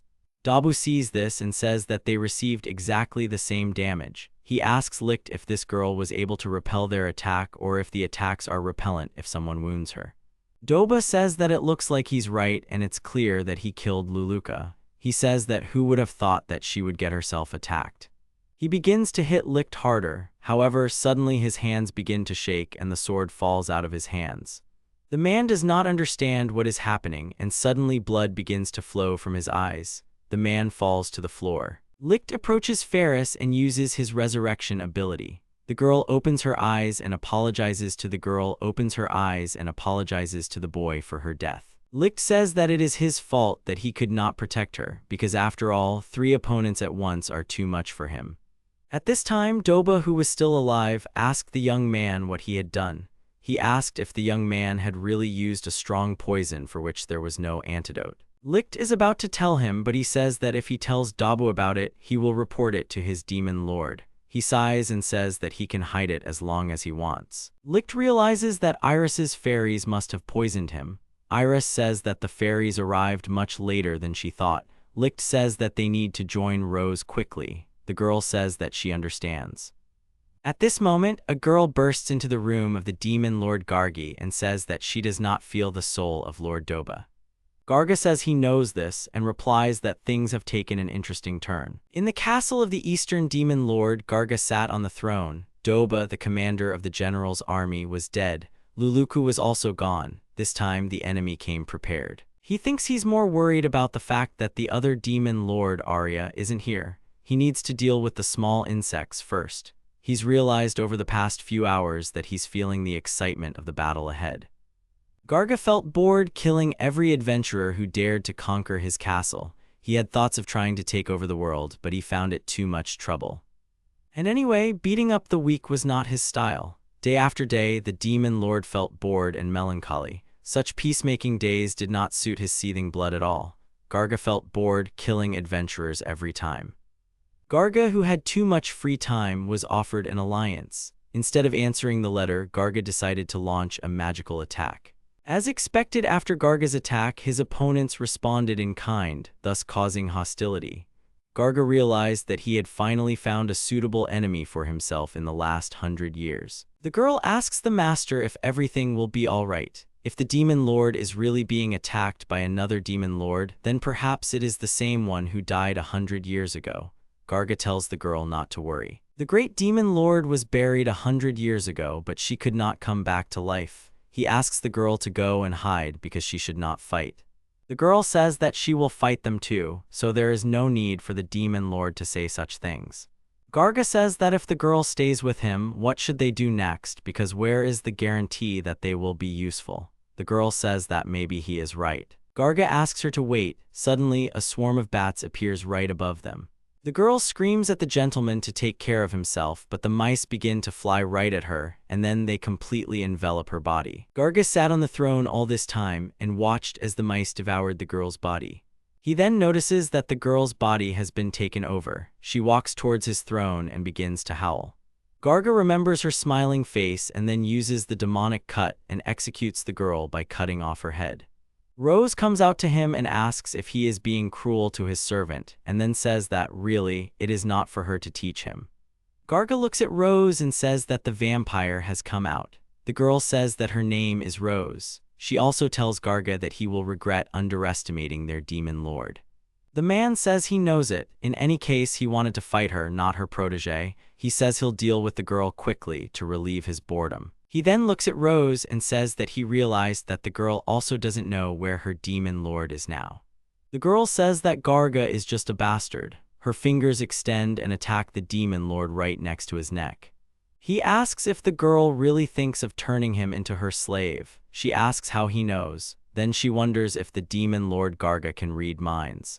She wonders how he can be defeated. The girl continues to attack him. Garga asks if the girl is going to give up. He was right that today will be fun today. He says it was in Rose's best interest to simply wait for her demon lord to arrive. The girl continues to attack him and asks him to be quiet. At one point, the girl trips and falls. Garga says how about giving up already because he understands that Rose is not fighting at full strength. He says it's not in his interests to bully weaklings. Rose thanks him for his concern. The man steps right on the girl's body. He says that if she does not start fighting seriously, he will kill him. He asks not to upset him with such stupidity.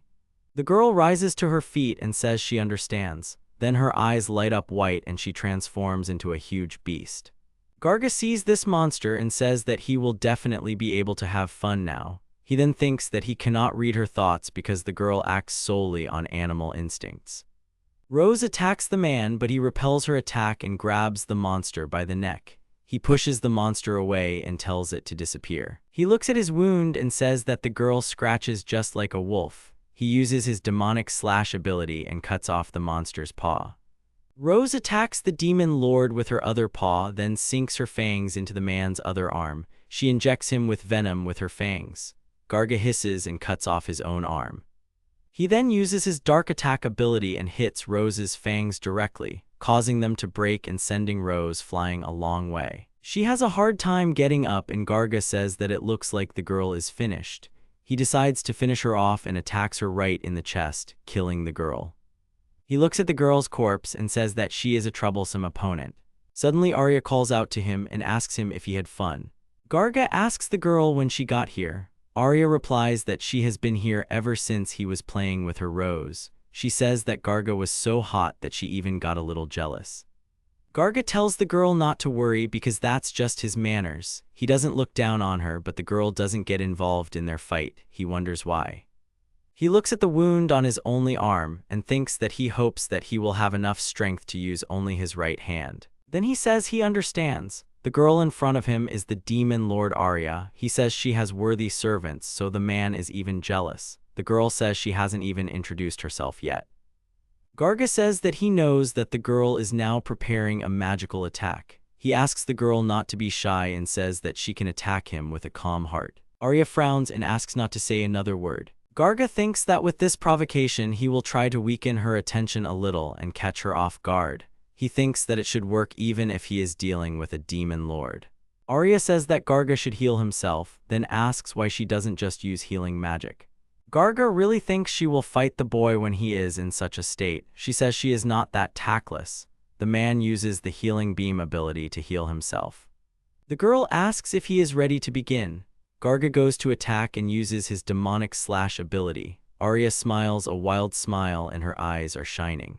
Arya uses her time-binding ability and everything around her freezes. The girl calmly approaches Garga. He asks what is happening and why time is slowed down. Arya says Garga doesn't need to ask. He should just know that she controls time and space. She decides to demonstrate to him how her ability works and cuts off Garga's finger. The man is surprised because he didn't even notice what happened. He thinks that the girl really did have the intention to cut off his finger because he felt it. In any other situation, he would have been able to dodge, but not now. Demon Lord Garga realizes that he can't even move. The attack is happening much faster than his thoughts. He can't even think of a counterattack because he doesn't even have a chance to dodge right now. He uses 2 spikes to attack, but the girl notices them in front of her face and says that he almost hit, and then slowly deviates to the side and the spikes fly past. Garga realizes that he tried to launch 2 spikes to pierce her eyes, thereby blinding her for a time. The man asks if the girl really fully anticipated his attack and dodged it. He says that she has quite powerful kinetic vision. Arya replies that it is not like that at all and that it is just the demon Lord Garga being weird. Arya asks if he really didn't realize that in this space he couldn't move as he wanted. Garga realizes that he is in slow motion. Arya says that the man has finally realized. If he can escape this space, they could have a decent one-on-one fight, but that is an impossible wish. He realizes that he died the moment he showed his back to the girl. Garga says that in that case, he will have to kill her right here. Arya says that's exactly it. The man uses his demonic slash ability. Arya thinks that Licht and company will be here soon, so she should finish this because she doesn't want her charges to see this. The girl instantly appears behind the man and uses her abilities, destroying the young man's body piece by piece. Suddenly, Licht and Ferris enter the room. The young man asks if the battle is really over and so quickly. Arya says they're a bit late, it's all over. Licht says he's glad everything's okay, then sees Rose dead. Licht looks at the dead girl in horror. Arya asks what the young man is fussing about because he should resurrect her faster. The boy uses the ability to resurrect the dead. The girl regains consciousness when Arya strokes her face. Rose sees the Demon Lord, Licht, and Ferris, then asks what happened and where the Eastern Demon Lord is. Arya hugs the girl and tells her to calm down because it's all over and the girl has defeated him. She says that the girl is great. Rose thanks her for the praise. Ferris says that Rose got to him first after all. Licht says that, by the way, Arya defeated everyone else too. Arya says that Tis and company handled most of them. They are her best when it comes to taking down enemies. Arya asks Licht how it went since it looks like the enemy wasn't weak, even with Ferris' support. The young man replies that he didn't reveal her ability until the very end, but it seems he overdid it a bit. Arya notes his excellent foresight, but he would hardly have fooled the Eastern Demon Lord with this trick because he would have known about this ability. Licht asks if this is really the case. Arya tells him not to worry because it happens. She shouts that everyone is great and that they will throw a feast today. After some time, Rose calls Licht and says that she brought a fish. The young man thanks her for this. Ferris asks him to help them too. That evening, they celebrated the victory over the Eastern Demon Lord and the revival of the Arya Demon Army. At one point, Dorothy calls Licht and says that it is good that he tried in every sense today. The young man thanks her. He says he is terribly tired. Dorothy says it is obvious. Even though she was not in the castle, the screams could be heard even from the street. The young man replies that it is natural because they fought to the death. Dorothy says it's good that they won. She really didn't think it would be so hard for them to do it. The girl then asks Rose how strong this Eastern Demon Lord is. The girl replies that he was able to predict all of her attacks, so she was unable to do much damage to him but only suffered herself. Licht says that he is strong. The boy then wonders how strong Arya is. Dorothy says to Licht that if there was an Eastern Lord, there must have been a Western Lord. The boy says that there are rumors that a hero sealed him away long ago. The girl says that if they suddenly fight against him, then this time she wants to see everything live. She says that if Licht goes against him, it will all be over very quickly. The young man is against this fight. At this time, Arya, who had already become cheerful, invited Licht to come over and have a drink. Dorothy looked at the young man with hopeful eyes. The young man said that he would not fight against him and she should not even dream of it. After that, a drunken Arya pestered him, but that's a completely different story. After some time in the castle of the King of Men, the men made a report to him. They said that there was still no answer from the elves. They thought that one should not expect a positive outcome. The king says that apparently only humans can be trusted. He says that he doesn't want to, of course, but they will have to ask for help from the country of Lada. This is also a good chance to improve their relations. The king is confident that they will not ignore this unknown dungeon. The men say that this is what the king would expect. The king says that in any case they need to contact the king of Lada. The servant suggests sending an ambassador in that case. The king says that Lada is a rather closed country and they will most likely send the ambassador back. In that case, Lada places great importance on adventurers. He suggests sending his adventurers. The king thinks about it. The servant asks for forgiveness and says that it was a bad idea. The king says that it is an interesting idea. The king continues and says that it would be nice to hear the adventurer's opinion about this country. Perhaps he could become their ambassador in building relations with Lada. The man says that they will have to carefully select the adventurers then. It may take a long time. The second man says that they will start selecting them right now. The next day, Arya asks Licht if he wants to go to the human world. Licht didn't hear what the girl just said and asks her about it again. The girl says that there is one interesting place in the human world, so doesn't the young man want to go there? Licht sadly says that there is an interesting place, okay, but it is that same terrible country. Arya does not understand why the young man behaves like this and then tells Licht not to worry. She says it doesn't matter because that country has nothing to do with the boy anymore. He understands that Arya is talking about the country of Lada. He tried many times to become an adventurer in that country, but all attempts were in vain. Rumors were circulating that almost all the adventurers from that country were high-class warriors, but they were unable to confirm this information. Licht has bad memories of that country. He asks what is in that country that Arya is so interested in. The girl winks and says that she still can't believe it herself, but just in case she wants to check again. Is this the country of these people? Licht says that he thinks so. Arya replies that the young man himself is not sure. Licht asks if the girl wants to say that there is a possibility that the people of that country are actually demons. Arya says she's sorry to upset him. The boy asks why. Arya smiles and says because the people of the country there are people, but their king, their ruler, is actually a demon. Licht is very surprised. He asks if the girl is trying to say that he is holding on to power by force. Arya replies that he is pretending to be human and living as if nothing had happened. She was very surprised when she saw it herself. Licht wonders how this happened because there is always a noticeable difference between humans and demons. If a demon decided to rule a country of humans, then surely there would be problems on his way. The young man says that it turns out that demons are able to adapt to people.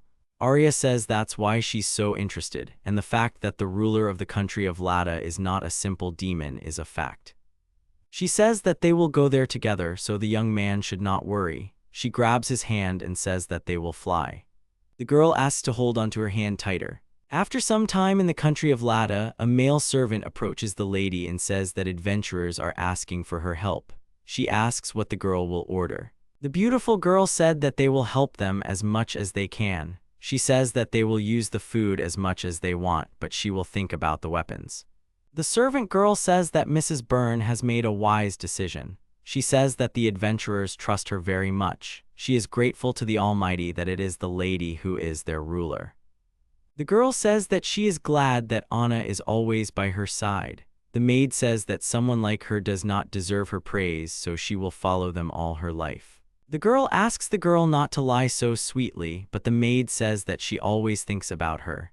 The girl says that she was joking and she knows that the girl would never lie to them. The girl says that in that case she will have important work now, so the girl could not leave her alone. Every day, Byrne set aside 1 hour to be alone with herself. The girl told the servants that if something happened, they should call her. The girl took her leave. Suddenly, the girl is stopped by a maid and says that she wanted to ask something, namely why the country of Lada has no connections or relationships with other countries. The girl says that it is because they do not want to break with tradition, because the distinguishing feature of Lada is that it pays special attention to adventurers. She asks the maid because she wouldn't be happy if their number went down either. The maid agrees and says that Mrs. Byrne has thought of everything that way, and then she apologizes for the stupid question. The girl goes to her room. She flops down on the bed and says that she is very tired. She tosses and turns in bed and says that she has too many responsibilities. She thought being a queen would be fun, but it turned out to be so boring. She thought she could live peacefully in the human world. She also wonders why she saved them. Then the girl hears someone. It was Arya who told Licht that they had arrived. Arya and Licht burst into the girl's room. She asks them to give their names or she will call the guards. Arya laughs and says that this is not a demon who asks for a helping hand from people. Byrne realizes that she has been found out. Licht asks Arya if she is sure that this girl is definitely a demon since he only sees a human in front of him. Arya says that this girl has been deceiving people like Licht all this time. Bert doesn't understand what Arya is talking about, and then she asks the girl how she knew who she really was and how they got here in the first place. Arya shows her aura, and Byrne is scared out of fear. Suddenly, smoke forms around Byrne, and then she develops ears and a tail. Arya says that the girl has a tail and that she thought Byrne was a fox. Licht realizes that Byrne is not human. Arya said that she said so. Arya aims at Burn's tail and says that, by the way, the tail is very impressive. She starts to pet him and Burn, blushing, asks her not to do that. She tells Arya not to even think that she will get away with it. She says that she is a noble fox. Arya smiles and says that she is actually a demon lord. Burn freezes and looks at Arya, then says that she is deceiving her for no reason. Arya asks Licht to close his eyes. Then she snaps her fingers and Licht is torn apart, his body simply disappearing into space. Burn sees this and freezes in horror. Licht is dead. Arya asks if the girl can see now. She screams and asks the girl not to do this because this guy was her partner. She wonders why he had to be killed because it was too much. At that moment, Licht's magic is activated. He comes back to life and asks why he had to be killed. Burn screams in horror. Arya asks Licht if he was in pain. The young man says that it's not about that at all. Burn asks Arya who they are and if Arya is really a demon lord. The girl says that's how she introduced herself from the beginning. She then says that the truth is that Licht is human. Burn thinks that Arya's bloodthirstiness and power suppression as well as lightning attack are very unusual and no matter how much she compares, she will not find an equal. The girl bows to Arya and says that she offers her deepest apologies for her behavior. She asks for forgiveness and calls Arya her mistress. Arya smiles and says that Burn is quite smart because she thought of merging with people. Licht tells Arya that she is amazing and she asks what he expected from her since she is a demon lord. Suddenly the maid turns to Mrs. Burn and says that she heard some strange sounds and then asks if something happened to the girl. Burn says that everything is fine so she cannot worry and return to work. Anna says that she understands everything and if something happens, Burn can always call her. Arya says that she almost forgot why they came here. She looks at Burn and asks why the girl merged with humans. The girl lowers her ears and says that she thought that Vessel could live in the human world, but in reality, everything turned out differently. Arya says that she is amazed that the girl became a queen only because of such foolish motives. The girl expresses her gratitude to Arya, calling her mistress. Arya asks Burn if it is difficult to live in the human world. Burn gives a positive answer. She says she never thought queens would get so tired. Arya says even a fool can understand that rulers have a hard job. However, she was surprised. Arya knew that some demons merge with people, but this is the first time she has seen a queen.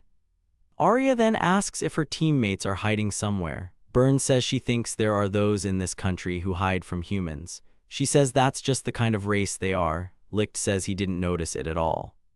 Arya says that she wants to have connections with the human world, so would Burn like to be her friend? The girl asks if that is really possible. Arya replies that it is possible and foxes are a rare species. She asks if Licht is okay with it. The boy says he is okay with it. He can't wrap his head around the idea of a demon lord having relationships with humans. Burn tells them not to think so, but she feels nothing for humans, so she would never betray the demons. She asks if it's not too much trouble for Arya, could she guarantee her safety? Arya says that Burn cannot worry about it and rely on her. Finally, the negotiations were over. Burn then turns to Licht and asks why he didn't die from the demon lord's attack. Arya says that Licht has an ability called Resurrection of the Dead. He can resurrect dead creatures and people. As the girl has already noticed, he can resurrect himself too. Arya also says that if Burn dies, he can instantly resurrect her, so she can be grateful in advance. The girl is surprised and says that it turns out to be like immortality. For Burn, the guarantee of life looks much more attractive than any treasure, and after many years of dreaming about an eternal joyful life. Finally, her dreams have come true. Arya waves her hand and says that next time she will come and taste something delicious. Anna enters the room and asks Burn what happened because she heard some strange sounds. Burn says there is no need to worry about it. The girl says that she is the mistress's servant and as a person she worries about her. Burn smiles. Anna says that they look pleased and because of this she now feels happy too. Burn asks Anna to come closer. He asks the girl what she thinks about this country. The girl says that it is a wonderful country. There are many good people and adventurers here, and the most important thing is that this country is ruled by Mrs. Burn. Burn calls Anna a good girl and then strokes her head. She says that Anna's hair is a little bit sticking out and then asks her to hand her a comb. Then Burn combs the girl's hair and asks her what she thinks not about the country but about Burn. Anna smiles and says that Mrs. Byrne is a wonderful person who takes care of her, so she respects her more than anyone in the world. Byrne smiles and asks if she becomes a demon, will the girl follow her? Anna replies that she will definitely follow her. Thus, Licht and Arya learned that the Queen of Lada Country was actually a fox demon. By showing her power as a demon lord, Arya made herself be repaired and built a friendly relationship with Lada Country. A couple of days later, a messenger from a neighboring country arrived in the country of Lada. The servant says that they have always driven away messengers before, but this one is asking at all costs to meet with the ruler of the country. Until now, the country of Lada had openly refused to have anything to do with other nations. This was due to the fact that Byrne was afraid of exposing her true appearance. Byrne asked the servant if the messenger had given details. The man answered in the affirmative. The messenger said that it would be about a previously unknown dungeon. Byrne was surprised. The servant continued and said that the dungeons also emit magic of such power that it cannot be ignored. The adventurers are now also talking about it. The girl curses. The servant asks about what the girl just said. The girl covers her mouth with her sleeve and says that she didn't say anything. Byrne thought that this dungeon must be dystopia, that is, the dungeon of the demon lord, and in that case, the neighboring country is their enemy. The servant asked Byrne what she had decided. He said that of course they could have refused, but perhaps they would help them clear out this dungeon. Byrne understands that if they refused, things would get worse at this rate. She also thinks that in another case it would be better to kill all the adventurers of the neighboring country, then the demon lord might praise her. The girl says that she will meet with this messenger. Anna asks the lady if it is worth it to just go to meet him and what will happen if the messenger is dangerous. The girl says that she is worried about the lady. Byrne says that everything is fine. She says that even if the messenger attacks her, she will easily defeat him, and in her head she thinks that human adventurers are just a piece of cake for her. Anna is happy and says that everything is as expected from the mistress. Byrne asks if Anna can save her if she needs help. The girl clenches her fists and says that the lady can count on her. Byrne covers his face with his sleeve and says what will happen if she just sends the adventurers straight into the dungeon, and Ms. Arya clears them out herself. The messenger enters the back and joyfully says that he is very grateful to meet Her Highness. He says that he is an envoy from the neighboring country of La Saga and also an adventurer, S-rank named Gate. The girl greets the young man and introduces herself, stating her name Byrne. The girl says that her servant has already reported the approximate gist of the conversation to her. She asks if the man wanted to discuss the unknown dungeon with her. The young man is happy and says that everything is exactly like that. He is glad that it will not take her much time. Byrne asks if they really plan to enlist the help of his state. The young man laughs and says that Byrne really does see right through him. He says that they sent 4 of their adventurers there earlier, but none of them returned. Gate says that there is probably a monster in this dungeon. If left as is, he fears that danger will await not only the human world, but the entire Earth as a whole. He says that at the moment many adventurers are discussing this dungeon and he, as one of them, can assure the girl of this. Byrne asks Mr. Gate if he is an adventurer. The young man says that he has been working as one for many years, but he feels that this case is unique. Considering the strength of the adventurers who did not return, it would be expected that something like a demon lord would live in this dungeon. It is said that there has been activity in the area of the Eastern Demon Lord recently. Byrne asks if the boy means to say that there is a demon lord in dystopia. In that case, it is a very difficult opponent. Gate says that if this is truly a demon lord, he would not mind defeating him at the cost of his life. There is a sword in La Saga that increases in sharpness proportional to the damage it deals you. If you make the most of it, you can probably compete with the demon lord. Byrne thinks that even if that's the case, Lady Arya has Licht, who can easily resurrect her, although even this Gate won't be able to lay a finger on her. Byrne says that in that case she can rely on Gate because she can trust his eyes. She says that she will provide them with some of her adventurers even though there may be casualties. The man is very happy. He bows to her, hitting his forehead on the table, and says that he is very grateful to Queen Byrne. The girl asks when they plan to attack the dungeon. The man says that preparations on their part have already been made. He says they can move out as Queen Burn orders. The girl says she will need a little time to prepare their fighters. The girl asks if this arrangement suits the man. Gate replies that everything is fine. He himself has spent a long time selecting adventurers who will fight side by side. Burn thinks that he will use the allotted time to report the entire conversation to Lady Arya. Gate says he's counting on Queen Burn's help and swears they'll definitely return victorious. The girl giggles and says she can't wait. Meanwhile, in Dystopia, Licht was approached by Dorothy and asked where he got the fruit from. The young man replied that he had received a gift from Iris and Tis when he came to visit them. He says he won't eat it all, so he'll share it with the girl. The girl says he figured it out quickly. In that case, she suggests he eat it together because she won't eat it all by herself. Dorothy says that enemies don't come after all. Her ghosts are scouting the area, so she doesn't have much to do. At first, they carefully walked around the entire dungeon, but there were no enemies anywhere, so lately they have no work at all. Licht says that on the other hand, this dungeon was originally monster-free. Licht, on the contrary, likes to live in peace. The girl says that she also likes a quiet life. Constant battles can quickly tire you out. Dorothy even thinks that while they are resting, Rose does everything for them. The girl says she wanted to help Rose recently, but she said everything was fine and refused. Dorothy thought it was some kind of work that they couldn't do.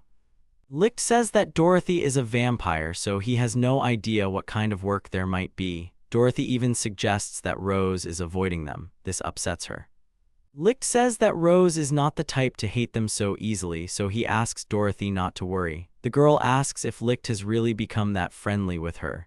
The young man answers that he is not sure himself, but perhaps she does not like him. Licht says he has a good relationship with Fairy. Dorothy calls Fairy strange and says she hasn't really talked to her. By the way, she doesn't really leave her room. The girl asks if she can come in.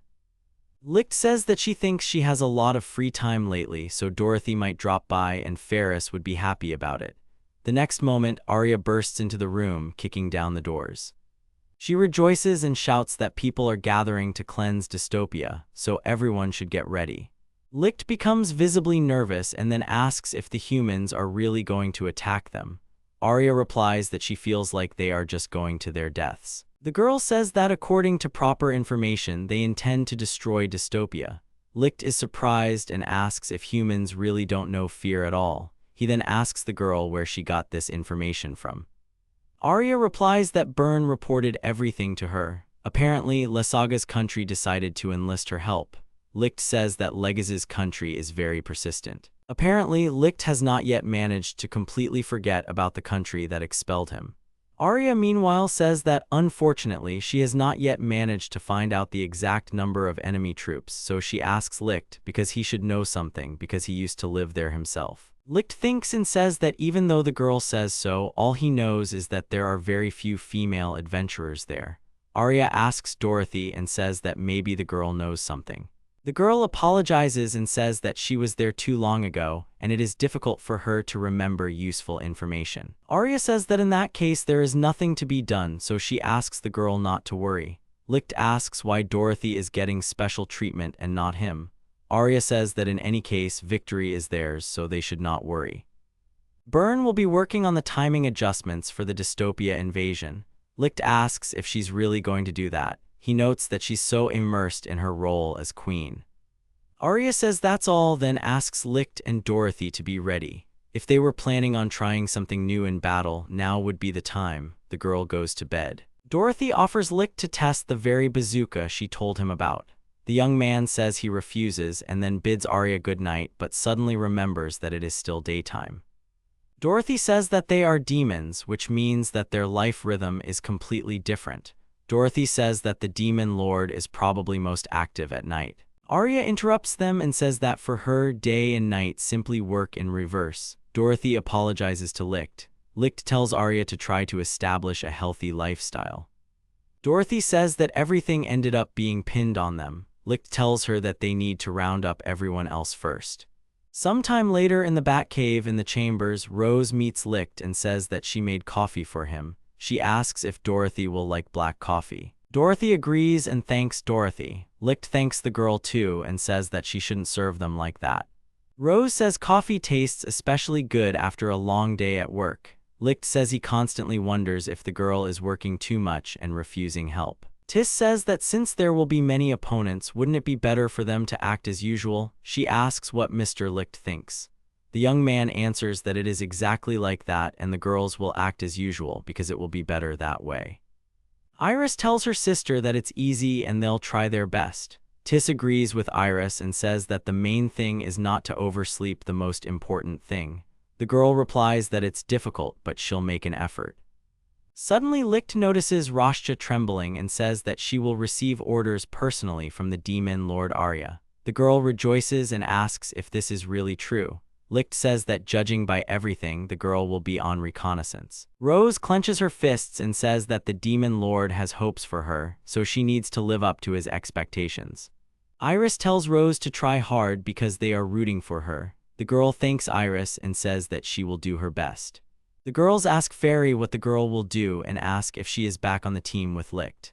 The girl cuddles up to the young man and says that everything is exactly like that because she and Licht have a common destiny. Tis says that, judging by everything, Fairies has become very attached to Mr. Licht. The young man asks Tis not to joke like that, and Dorothy meanwhile mutters something under her breath. Tis turns to Dorothy and asks her to try too. The girl is embarrassed and says that it is exactly like that. Tis stands up and says that since the roles have been assigned, it is time to return to their places. She thanks Rose for the coffee and says that it was very tasty. The girl thanks Tis for the praise. Iris unwraps it and says that the apple tea was very tasty and asks Rose to treat her to it again next time.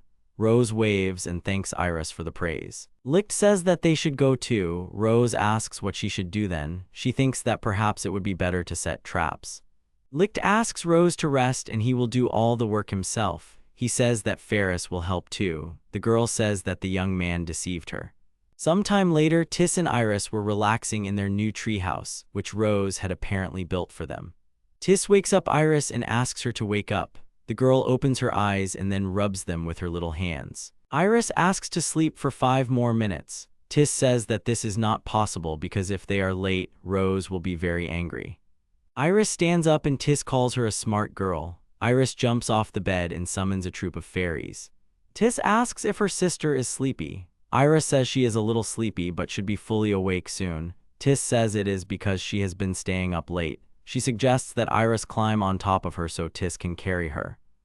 Tis says that Iris has gained a little weight, but the girl replies that if she says one more word and the girl gets angry, Iris suggests that her sister hurry up. Iris says that the enemy is already advancing. Tis smiles and says that everything is fine because Rose will hold them off at the exit, and Licht and the others are already nearby. The girl says that their time will come after this. She says that most likely the remaining troops went down a side road, and Iris had already sent her fairies there. She says that the fairies she sent to the entrance have a beast effect. If the opponents have no resistance to it, they will start attacking each other. Tis says that in that case, there should be a bloodbath at the exit now. At one point, Iris says that one of her fairies has died. There are quite skilled warriors in the army detachment. Tis says that's all they can do for now. She hopes that Mr. Licht and the others are okay. Tis says that they need to hurry. At this time, people attacked each other and did not understand why they were doing this, because they were allies. At this time, Rose dealt with one adventurer after another. The warriors were scared and said that a real monster was in front of him. Rose smiled sweetly. Suddenly, one of the warriors began to feel unwell. The next moment, he stood up and began to attack his former comrade. He pushes the man away and asks if this vampire bit him. The man thinks that his former ally is different from all the others who went berserk. Even if he is the same, he is very aggressive. The man has never seen anything like this before. He cuts off his ally's head and asks what's going on and if he's been infected with rabies too. Suddenly, a shining sphere appears from the body of the fallen warrior. Suddenly, Rose appears behind the man and says that he has finished off her puppet. The man ducks and asks when the vampire managed to get there so fast. The girl says there are too many of them, the humans. Some even managed to break through to dystopia. She asks the man for reinforcements, but he raises his sword and orders Rose to be quiet. The girl deftly dodges and asks what about reinforcements. The man says how would he know about that? Rose suddenly approaches and asks seriously if reinforcements are coming or not. The man chuckles and says he'll leave it to the girl's imagination. Rose says she's realized they won't be coming back. In that case, she can leave this place. The man realized that if this continued, they would be dead. If he lost now, the girl would surely kill all those who had passed through. The human troops were strong, but they had no chance against this monster. Rose says that Iris and Tis will deal with the people and that she can go on. The man orders her to stop. Rose asks what he wants. The man tells her not to dare ignore her opponent because she is destined to die. The girl says that she feels the opposite, that a man will die today. A glowing sphere penetrates his body.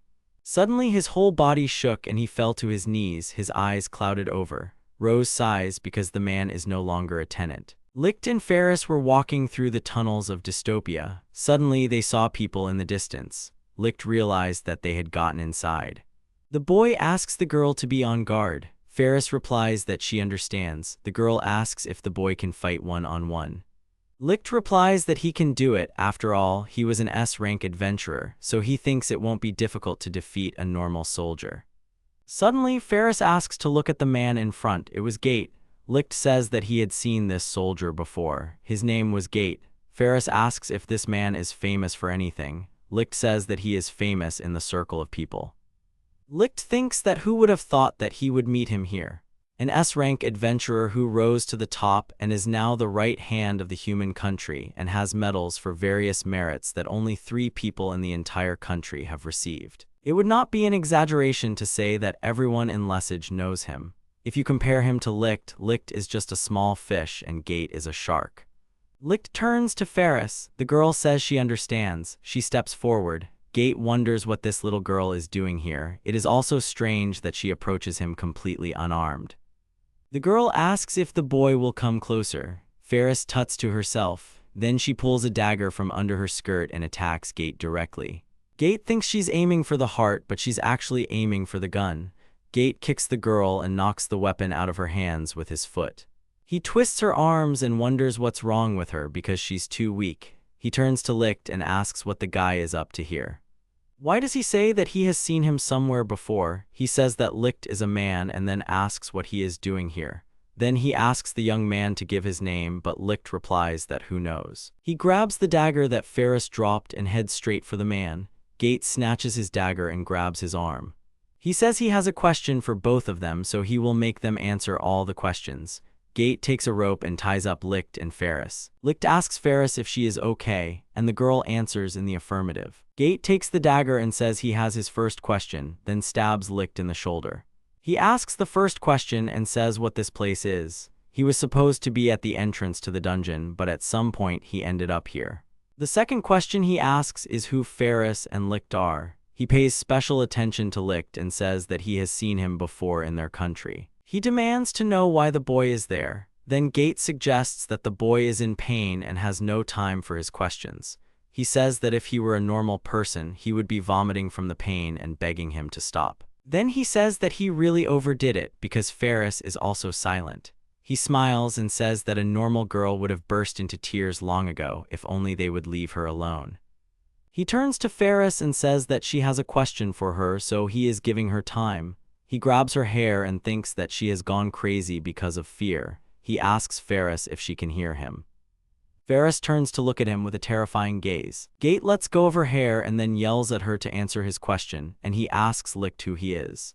Then Rose bursts into the room and shouts the names of Licht and Ferris. Rose screams that Gate is finished now, and then she charges and kicks the man in the chin.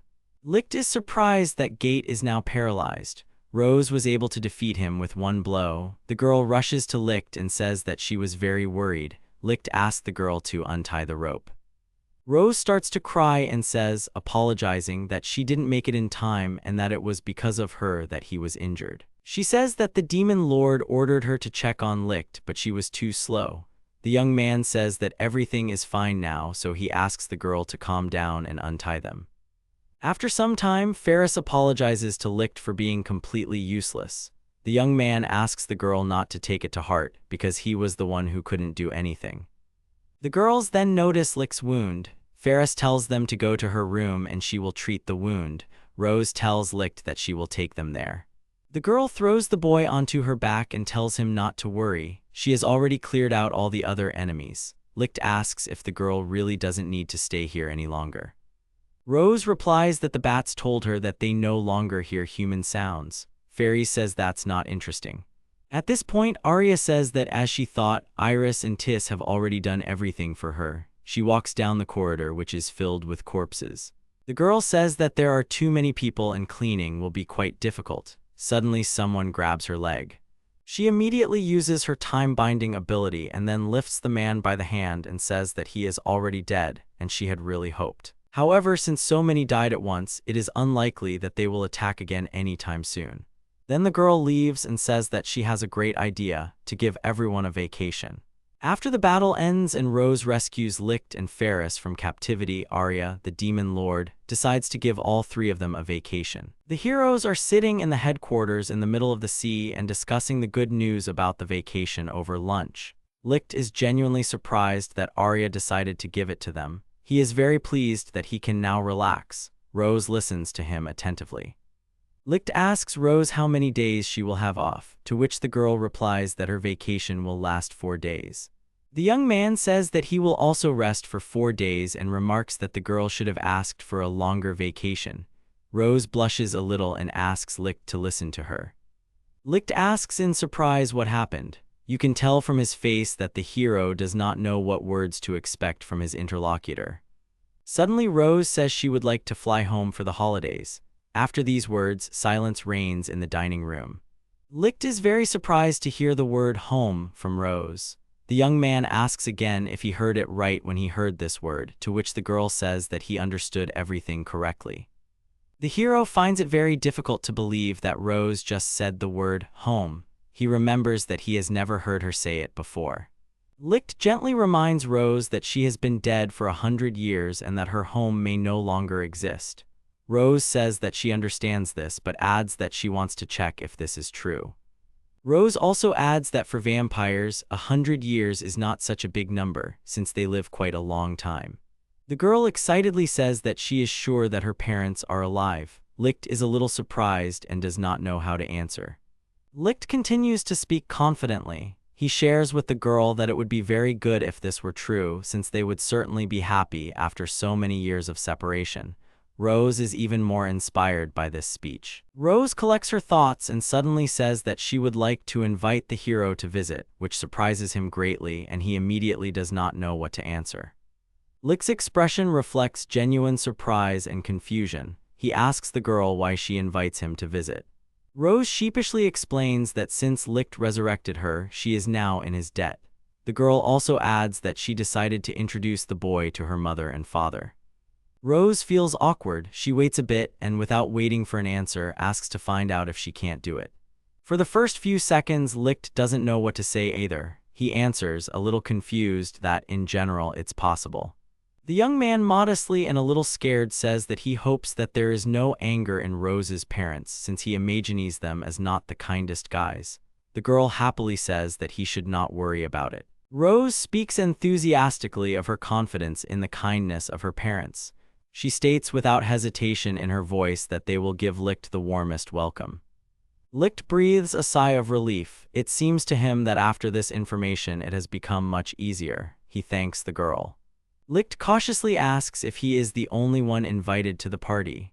Rose awkwardly replies that she has also invited Dorothy to the house. The girl says that she plans to fly home the next morning, and she asks Licht if that's okay, to which he replies that it's fine. He also asks Rose not to stay up too late before going to bed. Rose, embarrassed and a little indignant, replies that she is not Iris to do such things. The next morning, Licht, Dorothy, and Rose fly to the latter's home, carried by small bats attached to the children's backs. Licht dejectedly asks Rose if there is no other way to get there. Dorothy responds in surprise that if they were to travel to their destination by land, it would take much longer than flying. Licht quietly says that he understands, but there is some displeasure in his voice. Dorothy, humming something, remarks that Licht is simply afraid of heights and that if he gets used to it, the boy will fly much easier. Licht notes with displeasure that she has gotten used to flying somehow suspiciously quickly. Dorothy decides to change the subject and suggests talking about something else. Licht asks what you can even talk about on a flight. The girl, looking at the other, replies that she would like to know more information about Rose's childhood.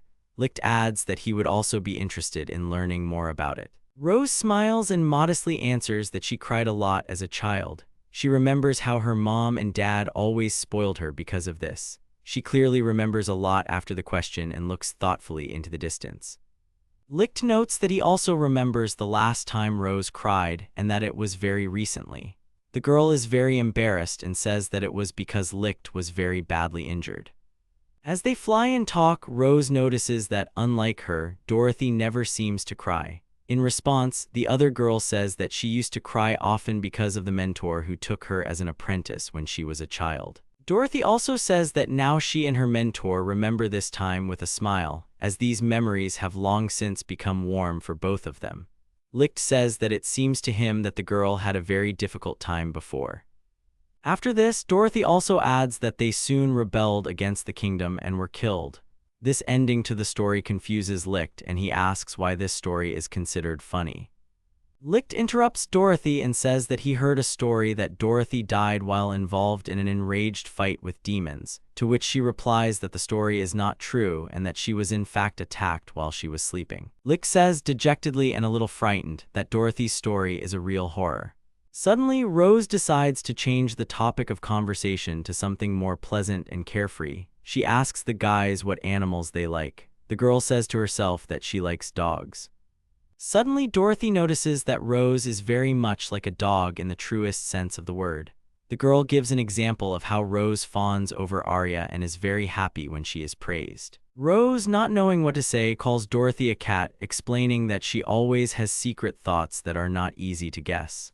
Dorothy, puzzled, asks if this was a compliment. The flight continued for a few more minutes until finally Rose noticed something on the ground and pointed at it with her finger. The heroes look down and see a huge white castle beneath them. Rose happily declares that they have finally reached her home.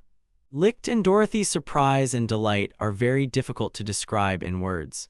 They cannot believe that they are seeing such a building, which, moreover, is their friend's house. Licht thinks to himself that Rose might be a famous lady among vampires. He calls Dorothy's name and she responds. Rose looks at the huge castle and is sincerely glad that everything is okay with her home. The girl says that she is so happy about this news that it takes her breath away. The heroes land on the ground after a long and tiring flight on bats. Rose is the first to approach the castle door, as this is her home. Licht and Dorothy exchange uncertain glances. Rose, full of inspiration, throws open the doors, sparing no effort, and enters the building. A crowd of surprised maids immediately gathers around the girl. They exclaim that they find it hard to believe that Madame Rose has returned. The maids can't hold back their tears. They smile, wipe away the little drops in the corners of their eyes, and repeat their mistress's name over and over again. Rose can't help but smile. She places her right hand over her heart and apologizes for making the girls worry. The girl comes closer to the maids and says that she would very much like to meet her parents again. They fuss and answer that they will immediately take her to her father and mother. Dorothy remarks that she and Licht seem out of place here. The young man tells her that at such moments one must maintain a good mood. They must not behave inappropriately, otherwise they will be considered country people. Licht is already a country person. Rose turns her head to Licht and asks if everything is okay, to which the young man says that he did not want to make her worry and asks for forgiveness. One of the maids interrupts the dialogue between Rose and Licht. She politely invites the girl to go with her to her parents. Finally, Rose and her friends come to a huge wooden door taller than a man and stop. The maid prepares to open it. One of the castle's many doors creaks open in front of Licht, Rose, and Dorothy. The boys see Rose's parents in front of them, a tall, dark-haired, bearded father with a monocle and a beautiful, short, fair-haired woman, the mother, whom her daughter looks very much like. They exclaim that they are very happy to see Rose again. The happy girl runs up to her parents. They can't believe that they see their beloved daughter alive, which makes them incredibly happy. The father leans over to Rose and happily tells her that in honor of her return, they will throw a grand dinner fan consisting only of the girl's favorite dishes. She happily replies that she is very glad to hear this. Rose says she was a bit busy and couldn't tell her parents about her resurrection right away. She adds that she was finally able to return home because she had enough time to do so. Suddenly, Rose's father notices the girl's friends behind her back. He asks if Licht and Dorothy are his daughter's guests. Mom is indescribably delighted when she hears about Rose's friends. Her amazement, mixed with happiness, is very difficult to convey in words. Rose's mother says she finds it hard to believe that her daughter has finally become so independent, and she feels incredibly happy about it. Licht watches the family reunion closely. He doesn't know how to handle such situations, so he says nothing. Rose says that she owes a lot to these guys. The father happily says that his daughter's guests can feel at home in the castle. He also adds that it is worthwhile to greet the guests properly. Rose's mother modestly and sweetly suggests that Licht and Dorothy live with their family, as in this case they will be able to see their daughter every day, which would be very good. The father tells his wife that it is a good idea, but first they need to hear their story. Rose blushes and asks her mother to wait for something, to which she replies that her daughter does not need to continue the sentence since she already understood everything.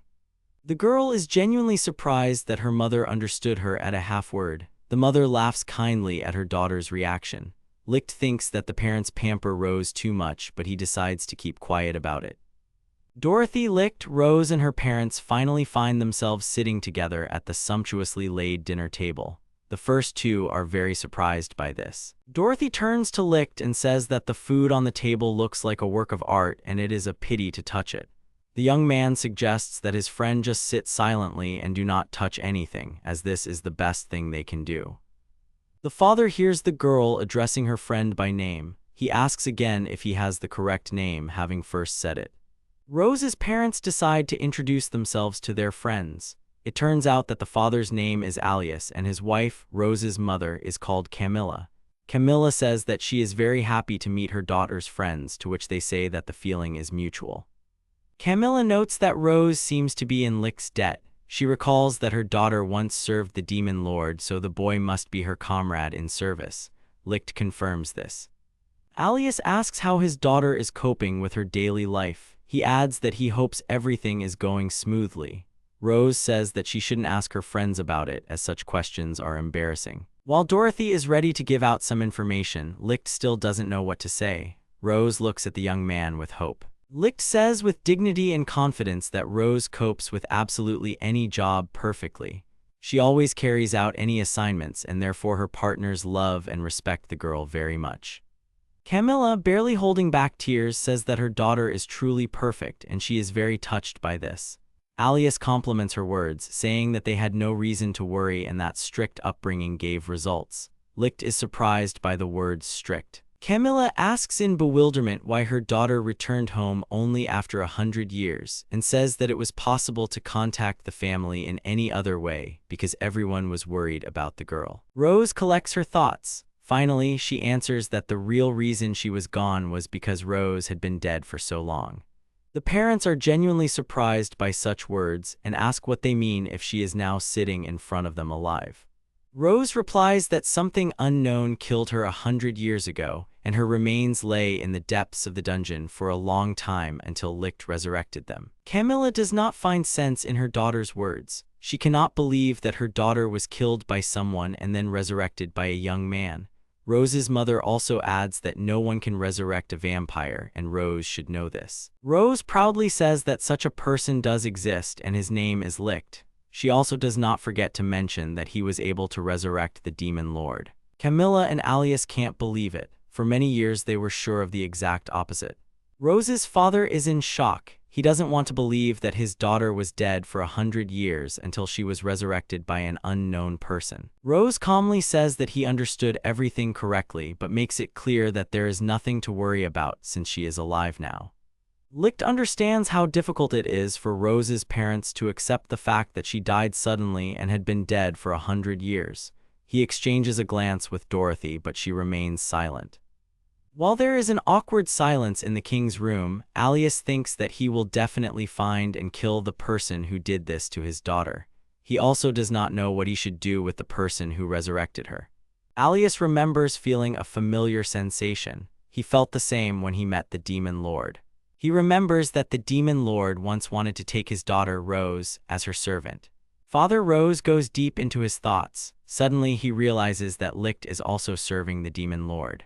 Suddenly, a slightly unusual but quite logical from Alias's point of view, thought comes to his mind to marry his daughter in Licht. Father Rose pulls himself away from such thoughts, considering them too hasty conclusions. He turns to Licht and says that he does not know how he can thank the young man.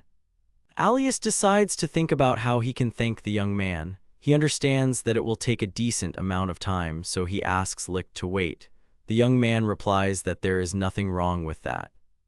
Dinner with the family finally takes place after 100 years. Alias notes that the conversation has become too heavy, so it is better to replace it with food. He encourages the guests not to be shy and to start eating. The guests and Rose's parents are still sitting at the set table. Alias turns to Licht and asks his forgiveness for the fact that the young man had to go so far. The hero replies that there is no need to apologize for this, because he himself does not see anything terrible in this situation. Father Rose, holding a glass in his hand, calmly says that he never ceases to be amazed when listening to the young man's story. Alias says that he finds it very difficult to believe that Licht was able to resurrect not only the Demon Lord, but others as well. Licht, hearing about the Demon Lord, decides to ask how Rose met Arya in the first place. Alias replies that it seemed to him that vampires and demons almost never got along with each other and were always enemies. Father Rose says he will never forget the day he met the Demon Lord. He also says that their entire family is indebted to Arya. The man recalls how the Rose family was then surrounded by more than 100 vampire hunters. Alias and Camilla fought as best they could, but were unable to do so for long. Rose's parents begged the hunters to at least spare their daughter, but they did not want to listen to the vampires. Hearing this, the hunters began to specifically target and attack Rose. Licht realizes that this is probably when the Demon Lord came to his aid, and Alias confirms his assumption. The man recalls that as the hunters continued to attack Rose, the Demon Lord suddenly appeared behind them. At first, Rose's parents thought that she was joining their enemies, but suddenly Arya began to attack the hunters. Licht, hearing this story, says that he understands Arya. He seems very sincere when he says this. Alias continues to speak. He remembers what the Demon Lord looked like. Father Rose says that suddenly Arya did something unusual. The man says he remembers how suddenly, in one moment, all the hunters were lying dead on the ground. The whole area was littered with bodies. Alias says that the entire family was very surprised that the Demon Lord saved her opponents, the vampires. He adds that he did not know what Arya's intentions were. The man says that after this incident, the Demon Lord became a real hero for little Rose. The puzzle begins to fit together in Licht's mind, and he understands why Rose is so devoted to and respectful of Arya at this moment. The boy decides to ask what happened after the Demon Lord fought off the hunters and saved Rose's family. Alias replies that they thanked Arya, of course. To this, as Alias remembers, the Demon Lord responded by asking for one favor in return for her help. She wanted Rose to become her comrade. Licht says that such an action really suits Arya. Alias continues, saying that he and Camilla were worried since it was their only daughter that was being discussed, but Rose bowed to Arya and agreed to be her comrade. Licht thinks with peace that the Demon Lord was able to discern talent in little Rose. The man says that the family has always respected Rose's choice, so no one objected to her decision. He also adds that he still considers the family's decision to be correct. The young man confirms this with a smile on his face. Alias decides to ask how Licht is connected to the Demon Lord and mentions that he remembers that humans have always been at odds with demons. Licht's face immediately darkens after the question. He is silent for a short time and soon answers that his act is revenge on people. The man is genuinely surprised by this answer. Licht says that he hasn't even told Arya about the motive for his actions. The young man explains that he cannot forgive humans after they so mercilessly drove Licht out of his world. Licht says confidently that he will not back down from his people under any circumstances. His face radiates pure confidence. Alias realizes that Licht's reason for helping the Demon Lord was indeed compelling. The man decides to ask the boy if he can help him, but he doesn't have time to do so because Rose interrupts him. She approaches Licht from behind and asks with great interest what is so important that her father is talking to the young man about. Alias replies that he and Licht are talking about old times and asks the young man to confirm this, to which he agrees. Rose says she understands and apologizes for interrupting the conversation. Rose says goodnight to her father and Licht, and tired after the long flight, slowly goes to her room to go to bed. Alias turns to Licht and says that he feels like they've gotten too carried away with the conversation and it's time to end it. Licht thanks Father Rose for everything. Licht heads to the room to rest, but suddenly Dorothy calls out to him and asks the young man to wait. Licht asks the girl for forgiveness for walking too fast, to which she asks him to walk more slowly. The two of them take a walk through the old vampire castle, where their mutual friend has lived since childhood. The heroes say that even the most ordinary corridor sparkles as it is polished to a shine in this castle, and they do not know whether it is possible to walk on the carpet in street shoes. One of them notices that the castle is full of things that should not be touched, although Rose was allowed. One of the boys suggests visiting the very place that Rose mentioned if they can find it. In response to the proposal, another agrees, saying that the library in this castle must be huge. Licht remarks that there must be a great variety of books in it, and therefore there should be something for everyone's taste. Dorothy hopes that this will indeed be the case. The girl asks her friend where they should go, to which he replies that he himself does not know, so he suggests asking the inhabitants of the castle for directions. Suddenly, one of the girls working as maids in the castle appears behind Licht. She asks if the young man called her. Licht asks the girl if she is one of the maids in the castle, to which she replies that she is. She introduces herself, and it turns out that her name is Kano. Kano tells the heroes that Rose asked to show them the right way, and the maid hopes that she will be useful in this request. Licht and Dorothy thank the girl. Licht turns to Kano, says that he and Dorothy would like to go to the library, and asks how far the room is. Kano replies that it is not far at all and offers to take the boys there. The maid leads her comrades through the tangled corridors of the castle, telling them where to go at each turn. Finally, all three of them reach the library and go inside. The room turns out to be huge, with many different books inside. Dorothy speaks with amazement and admiration about the fact that the library is full of books that are over 200 years old, which cannot help but surprise. Dorothy, humming something under her breath, begins to enthusiastically look at a variety of books, asking if there is anything on necromancy in the library. Licht calls out to the girl, but it is no use. Kano remarks that the girl must be very interested in science. Licht agrees with Kano. Suddenly, his gaze falls on a beautiful book with a gem in the middle, which is standing alone on the counter. He asks if he can see the book. The book is covered in some kind of reptile skin, and in the very center of its cover is a huge dark gemstone. Kano says that Licht can, of course, look at this book. Licht realizes that this book is obviously different from any other in the library. It turns out that its cover is made of dragon skin, and the book itself is encrusted with precious stones. He slowly picks up the book and examines it. The young man does not know what to expect from its contents. He opens the book and sees something he never expected to see in it. The book contains many photographs of Rose, from those where she is still a child to those in her later years. Licht realizes that this album is about Rose's coming-of-age story and looks at it carefully. Kano is in a rush to find out Licht's opinion about the photo album. She is very excited and genuinely interested in his thoughts. Kano remembers how long ago her mistress Rose was very cheerful and restless and constantly ran after the maids. Licht is surprised and laughs that Rose also once had such a period in her life. Kano recalls that when Rose was injured, the entire castle was in an uproar as everyone in it was worried about her condition. The maid says that she likes the calm and reasonable Rose of today, but she also likes the past version of her. Suddenly, Kano stops and apologizes for saying such things. Licht replies that it's okay. He sees another series of photographs and asks if they are from that time. Kano says the boy is right, and one of them shows Rose getting sick and another one shows her sleeping. Licht realizes he can learn a lot. Suddenly, while Licht is looking at the photographs and thinking about Rose, Kano speaks to him, breaking the boy out of his thoughts. She hands the hero a camera and says that she would like to see Rose working for the Demon Lord, hinting that next time Licht should capture the moment. Kano also adds that he naturally should not do anything for free, and for such a thing the young man will definitely receive a reward. The maid begins to enthusiastically ask what he needs, mentioning people's money and treasures. Licht, fussing, replies that he needs nothing. Kano, surprised, asks if he's sure about what he's giving up and asks him to think about it. Licht asks if he just wants to capture Rose at work. Kano happily says that the young man understood everything correctly and she is counting on him. The maid asks to take at least 1,000 photos. She also adds that Rose's parents will also be very happy about this. Licht is surprised by the word 1,000. Licht says that 1,000 photographs are too many, to which Kano says he will give 1 kilogram of gold for one.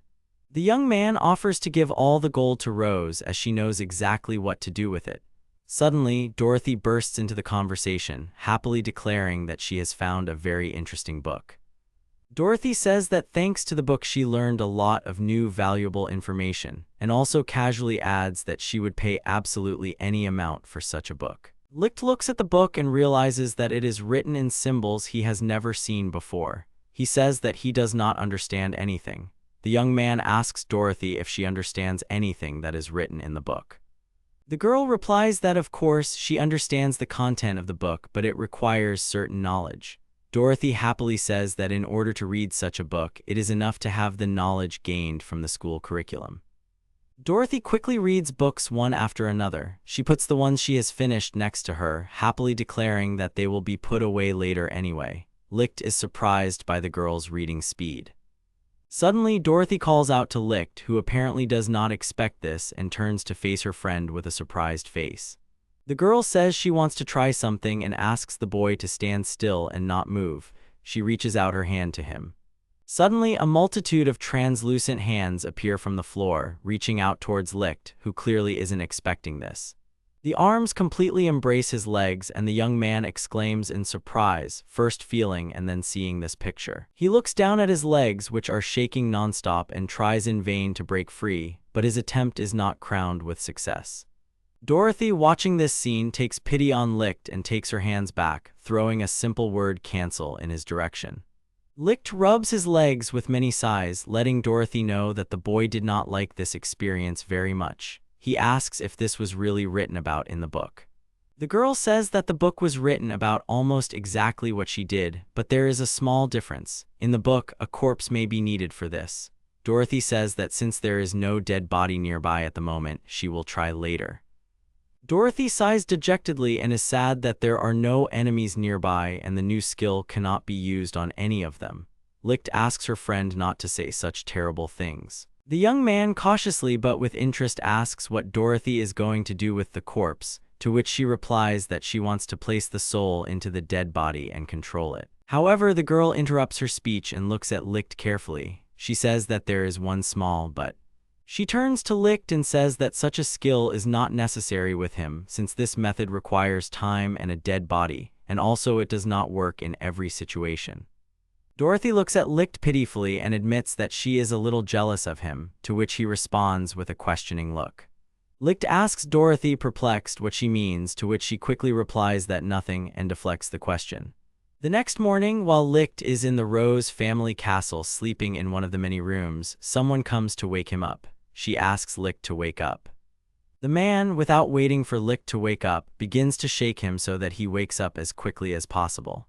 This person turns out to be Rose. The girl sincerely does not know what to do and, looking around furtively, decides to act radically since she must wake up her friend. She leans towards the young man, saying that there is no other way out. Her intentions are known only to herself. Rose leans closer and closer to Licht, but the young man suddenly opens his eyes and looks at his friend with obvious bewilderment. Surprised, even shocked, Licht looks scared as Rose bites his hand. He asks what the girl is doing.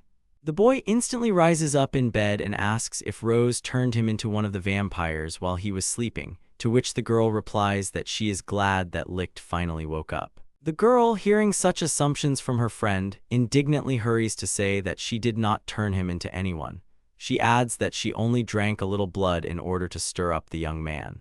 Rose explains to the still frightened Licht that he will not become a vampire until his saliva enters his system, so the young man has nothing to fear. Hearing this, he almost completely calms down. Licht wastes no time and goes back to sleep. An indignant Rose screams that if he does this now, her attempts to wake her friend will be in vain. The girl does not give up hope of waking her friend from bed and continues futile attempts to wake him up. She says that if he does not wake up now, he will miss breakfast and will be hungry all day. Licht wakes up and goes to breakfast. When he gets down, he sees Dorothy sitting at the table, wishing the young man a good morning, and he responds in kind. Suddenly, Rose notices that neither her father nor her mother are at the dinner table with them. She hurries to ask where her parents are, to which Dorothy replies that she saw them hurriedly leave somewhere. Rose says that it worries her. She is worried about her father and mother and the reason why they left the room so quickly. Licht says that Rose shouldn't worry too much and take things too seriously. He adds that maybe they just want to throw a surprise party to celebrate their daughter's return. Rose hopes that's the case.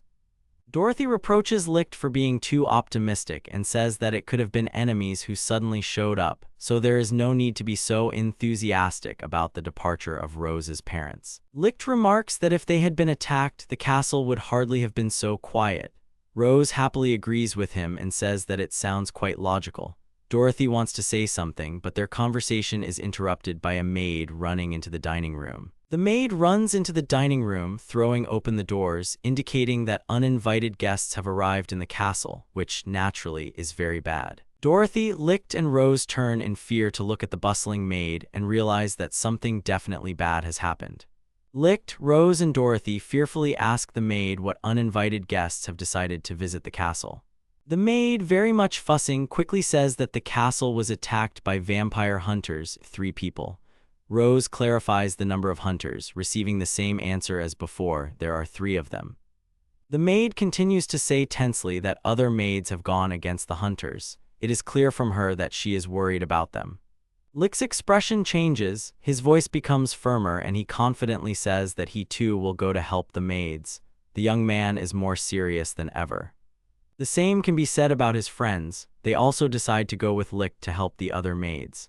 Licht, Rose, and Dorothy run out of the dining room and run through the castle's many corridors in a hurry, while a group of kids watches them from around the corner, clearly plotting something. The young man in black clothes, his face covered, looks extremely unsure. He turns to his partner, whose name is Alf, and asks him if he is sure of his actions, knowing that it is quite dangerous to carry out his plans. The young man with wavy hair, the one called Alf, says that he will not give up on his plan under any circumstances, as he has been promised a generous reward for it.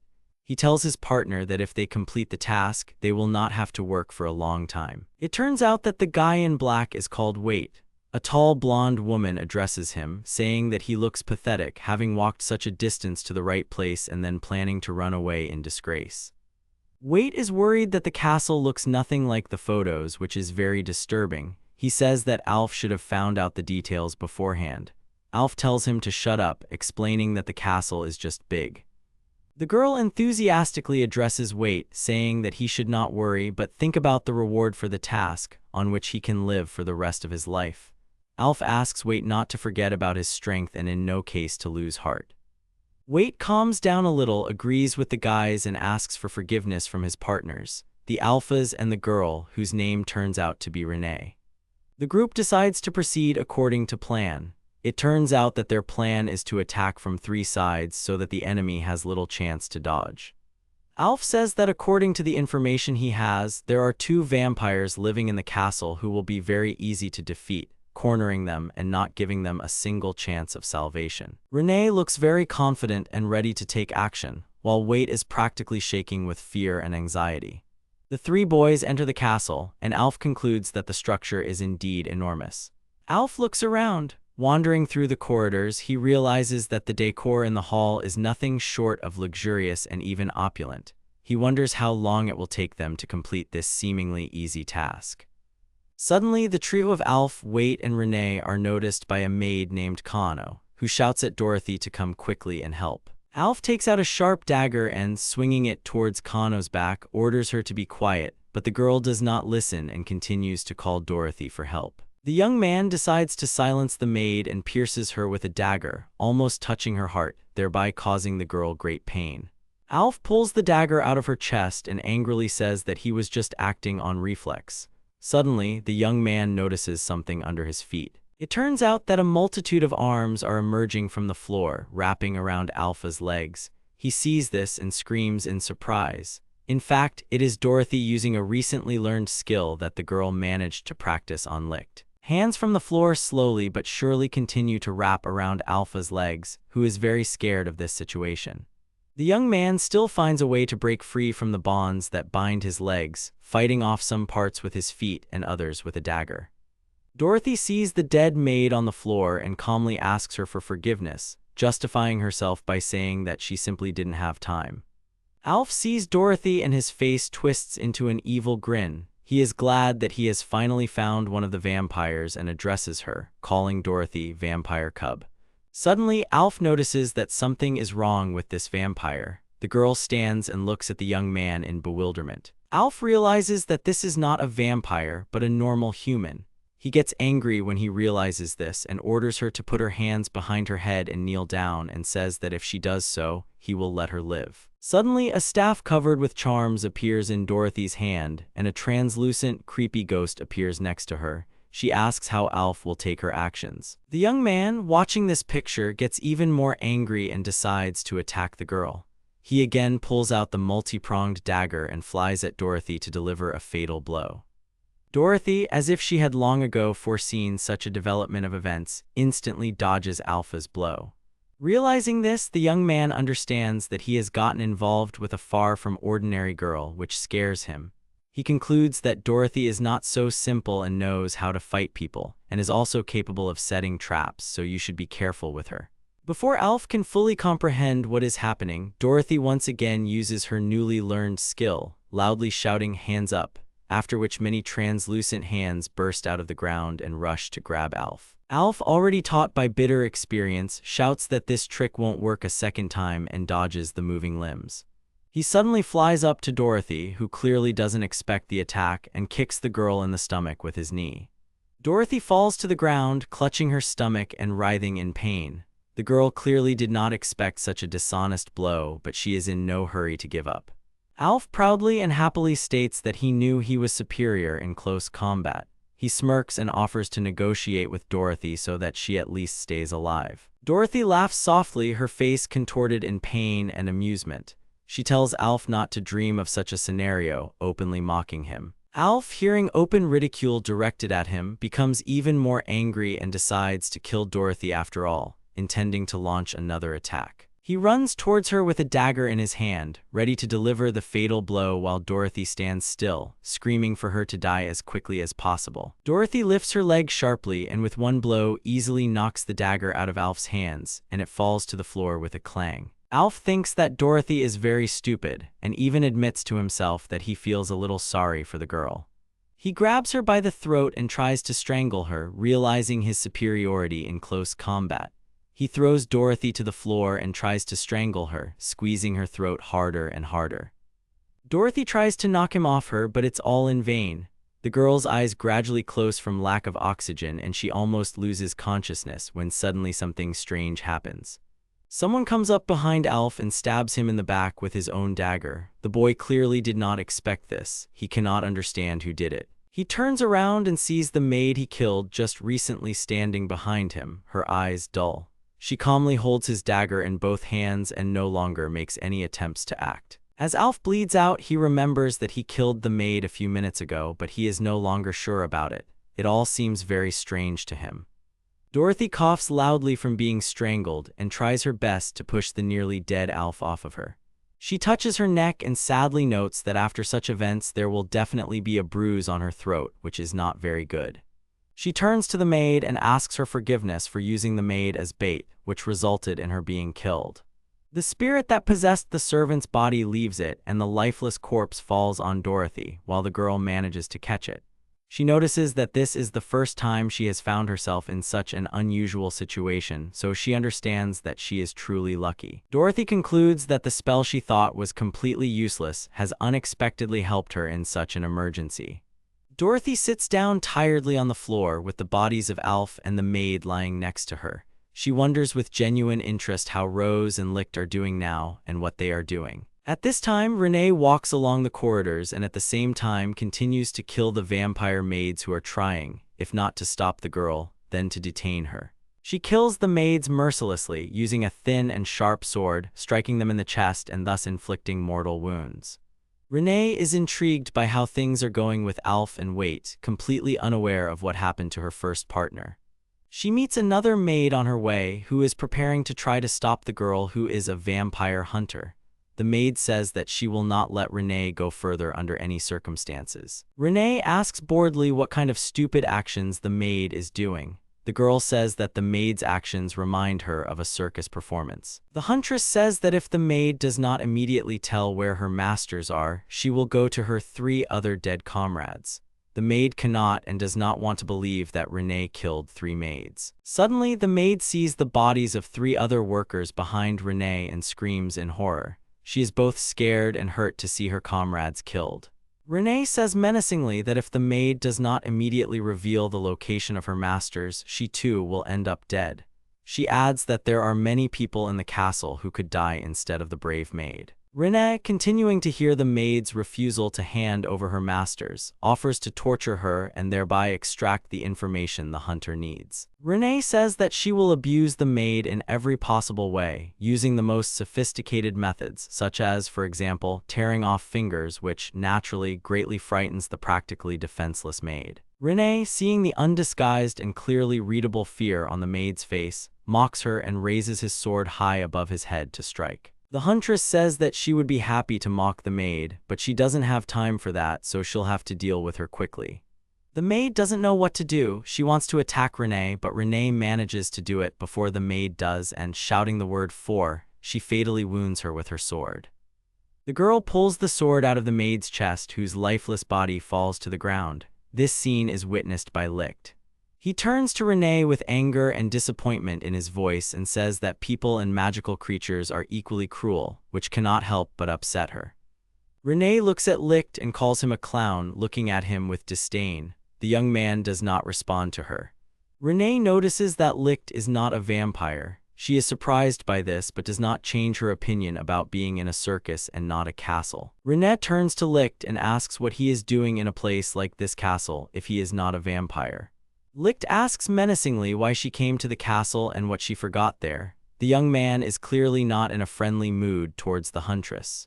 Renee repeats his question, making it rhetorical. She smirks and says that she only came to the castle to earn as much money as possible. Renee says this standing next to the bodies of the maids she killed. Licht says, disappointed and dejected, that he understands everything. His look expresses both sadness and pain at the same time.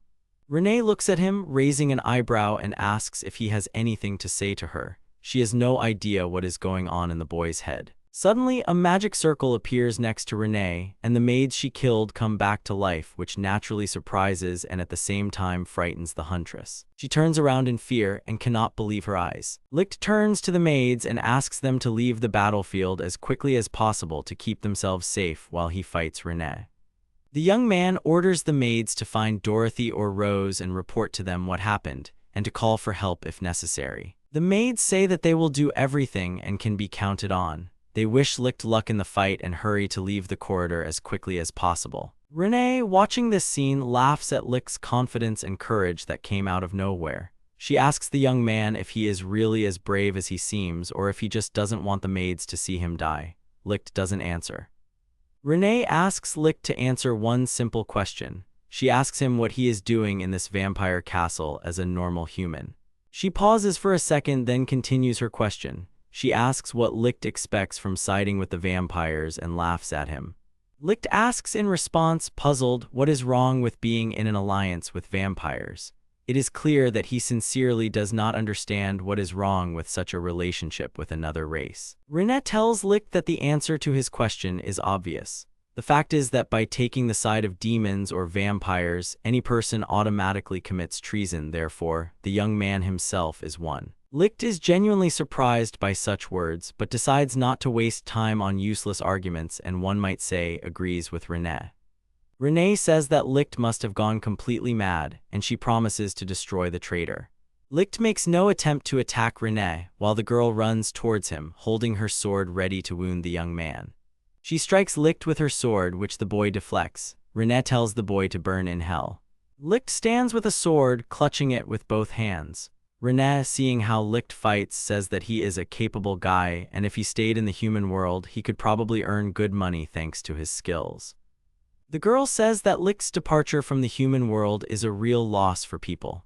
Having said this, Renee attacks the young man again, but he dodges again, answering that he will take her words as a compliment. Renee mockingly asks Licht if he left the human world because he was not needed by anyone and had nowhere to go. She adds that if she guessed the reason, she takes it back. Renee comes up close to Licht and suddenly and abruptly stabs him in the chest with her sword, saying goodbye to the guy. He clearly does not expect such an action. Licht concludes that Renee must not have been fighting at full strength to begin with. The girl abruptly rips the sword from his chest. The boy falls to the ground.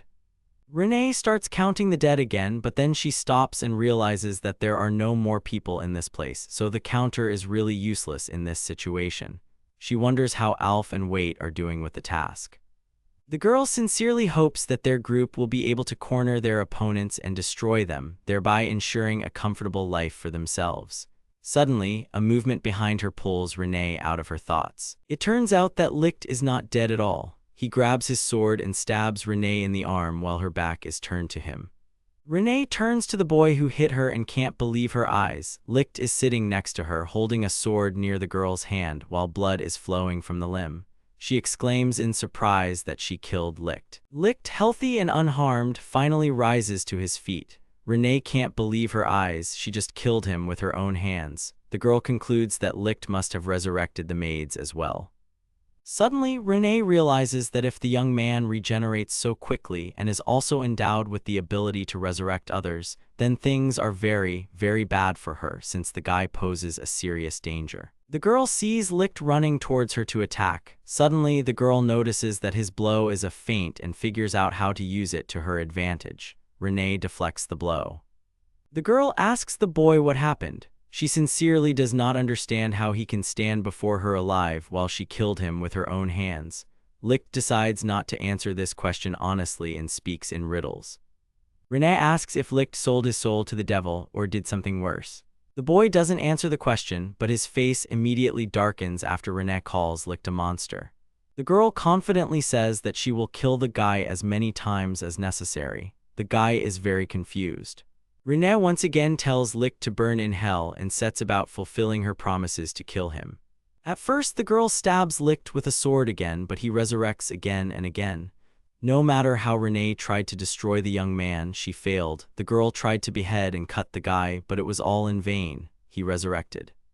Renee can't believe that Licht is not only immortal but not killable. This not only shocks the girl but truly scares her. Licht rises to his feet once again. Renee says that even vampires and zombies die instantly if their hearts are damaged, but the young man can no longer listen to these words. Renee grabs her sword once again and strikes Licht with her weapon many times. The girl furiously wishes the boy death, but it is useless. Renee calls Licht a mad monster as he inflicts numerous wounds on him that seem completely incompatible with life. Having killed Licht once again, Renee decides to find her comrades, Alpha and Wait, as soon as possible. She turns around and hurries out of the corridor, but the magic circle appears behind the girl again. Licht comes back to life once again, completely safe and sound, and asks Renee if the girl has brought her friends to the castle. Renee turns around and is horrified to see a living Licht standing behind her. She decides to find Wait and Alpha as soon as possible and leave the immortal guy behind. The girl turns sharply in the opposite direction from Licht and runs away as quickly as possible. At the same time, a restless Wait continues to creep through the numerous corridors of the vampire castle. He wonders if Alf and Renee will be able to cope with the task, but then adds that he is not sure about it. Trembling with excitement and fear, Wait is once again convinced that neither he nor Alf nor Renee should have agreed to such a strange and dangerous mission. The young man is genuinely surprised that he has not yet encountered a single enemy on his way, which is very strange. It seems to him that someone is luring him into a trap. Afterwards, Wait decides that the vampires are not smart enough for such a plan, and there is nothing unusual in the castle at all. Wait looks very dejected and disappointed as he realizes that he will probably have to act alone without a team. He genuinely does not understand how this happened and is truly upset by such thoughts. Suddenly, Wait notices a small black bat flying towards him. He doesn't immediately understand what is happening, but then he suddenly reaches for the dagger attached to his belt. Wait grabs the dagger and throws it at the bat with all his might, screaming at it to get away as quickly as possible. The dagger pierces the mouse, but it does not fall to its death but continues to hover in the air. Wait is surprised by such an unusual phenomenon but immediately understands that something is clearly wrong. Suddenly, a huge number of bats, which are clearly not friendly towards the guy, attack the young man in black clothes. With each passing minute, there are more and more bats so that the sky seems to darken. The bats rush to attack Wait, and the guy realizes that it will be very difficult to kill them all. He does not have enough knives with him to hurt every creature. Suddenly, many bats gather into one large pile, the size of a man. They gather into a black figure of a man, similar in outline to a girl. Unexpectedly for Wait, the mice finally merge into one whole, which turns out to be Rose, who is clearly indignant about what is happening. Rose smiles and, clearly aware of her superiority, says that Wait shouldn't have attacked the bat, since that was how he let the girl know where he was. Wait looks at Rose with bewilderment and suddenly calls her a strange vampire, which, of course, insults the girl. She doesn't understand what's wrong, as suddenly the boy calls the girl a child, which is not true at all. This completely confuses Rose. Rose snaps back that she is in no way a child. She also warns Wait that no surprise attack will work, so he shouldn't even try to hurt the girl. Unexpectedly for Wait, Rose says that she would like to have a conversation with the guy. It is clear that the girl is in no hurry to join the fight. She introduces herself by her name and asks if the knife that Wait used to attack that bat was poisoned, as the girl feels a slight burning sensation all over her body. Wait, dejectedly and even boredly, confirms that the girl is right, which makes her very happy. She claps her hands enthusiastically and says that she thought that something was wrong with her. Wait is genuinely surprised that the poison doesn't work. He is genuinely confused by Rose's good health and optimism in this situation. Wait continues to think about the poison. He realizes that even if there was only a small amount on the knife, Rose should still feel at least a little sick. Rose, as if reading Wait's thoughts, asks if he thinks the guy thinks his poison is very weak. Wait gets irritated when he hears such a comment and says that such things do not concern Rose. The girl, hearing such a reproach, hurries to apologize. At one point, her entire face changes expression. Rose smiles and says she wants to get to the main topic of conversation. She asks if the hunters will stop showing up near her house if she kills the 3 that came this time. Wait tenses up at the words. He decides to say something back. The guy says that the castle could be considered a dangerous place, but thanks to him and his team ravaging the place, it will no longer be so. Rose says that she understands everything and turns away boredly, looking at the walls and the patterns on them. Wait looks at Rose and knows he can't afford to miss this perfect opportunity to strike. He notices that the girl is completely different from other vampires, as she looks like an adult, but in reality she behaves like a little child. Wait's plan is simple. He hopes to disturb Rose's peace and then suddenly pierce her heart with a poisoned dagger. He also understands that the dagger does not have to be poisoned at all. One blow to the heart is enough. Rose looks away from Wait and says that she wants to end the conversation here, since she has other things to do besides him. The girl casually replies that it's high time she visited Dorothy and Licht. After these words, Wait decides how to throw the girl off balance. Suddenly, the guy turns to Rose and says that she will not be able to meet with either Dorothy or Licht, hoping to hurt the girl with these words. Wait says that Rose will never be able to see his friends again, as they were captured by his partners long ago. Hearing this, Rose immediately loses her temper and asks the guy to repeat what he just said. She shouts that the guy doesn't know either Licht or Dorothy, so in his situation it's better for him to stand silently. Wait continues his lie. He says that he heard that Rose's friends were very easy to catch and asks the girl if she is interested in knowing what his partners did to her comrades. Rose gets even angrier and yells at the guy that he is talking complete nonsense. Rose blushes with anger and can't help herself. Suddenly, the girl flies up to Wait and sinks her fangs into his hand, which he clearly does not expect. Rose clenches her teeth on Wait's hand harder and bites through the skin. The masked guy winces in pain and cries out, but still tries to control himself. Wait decides that it is not yet time to attack Rose. It is too early. He decides to wait until the girl runs to help her friends and realizes that it is at this moment that he will plunge the dagger into her heart and kill her. Wait is absolutely confident that when he attacks Rose from behind, He will not miss under any circumstances. The guy continues his cleverly devised lie and says that his partners reported to him that Rose's friends were caught. He also adds that if Rose does not believe his words, he can leave and personally check whether he is lying to her or not. Rose is very angry and does not know what to do. Suddenly, Rose lets go of Wait, turns around and runs to help her friends, Licht and Dorothy. Wait, seeing this, prepares his dagger. Suddenly, Rose rises high into the air and turns to face Wait, who is about to sneak up on her. She sternly orders him to end his life, and to his surprise, he cannot resist her words. With trembling hands, the boy turns his poisoned dagger blade towards himself and makes a big swing. He sharply lowers the blade into his heart, causing him to fall to the ground and die. At this time, Dorothy hurries to find Licht and, if necessary, to help him. She quickly finds the unharmed young man and is very happy about this. An agitated Rose runs up to Licht and asks if he is okay while examining the boy for injuries. The girl also asks if something bad happened to her friend. Licht quietly replies that something did happen. Licht replies that he is absolutely fine, although his face suggests the opposite. He is clearly trying to hide something from his girlfriend. Rose excitedly says that she heard that Licht was caught. She is sincerely glad that the young man was not hurt, and the girl shares her thoughts with the young man. Licht, confused and perplexed, says that his opponent ran away. He also says that a girl fought against him, but because she runs too fast, Licht was unable to catch up with her no matter how hard he tried. Rose enthusiastically suggests to Licht that they search for the huntress together so that the search would be more effective. The girl suggests first of all to find and visit their mutual friend Dorothy. Licht agrees, saying that it is a very good idea.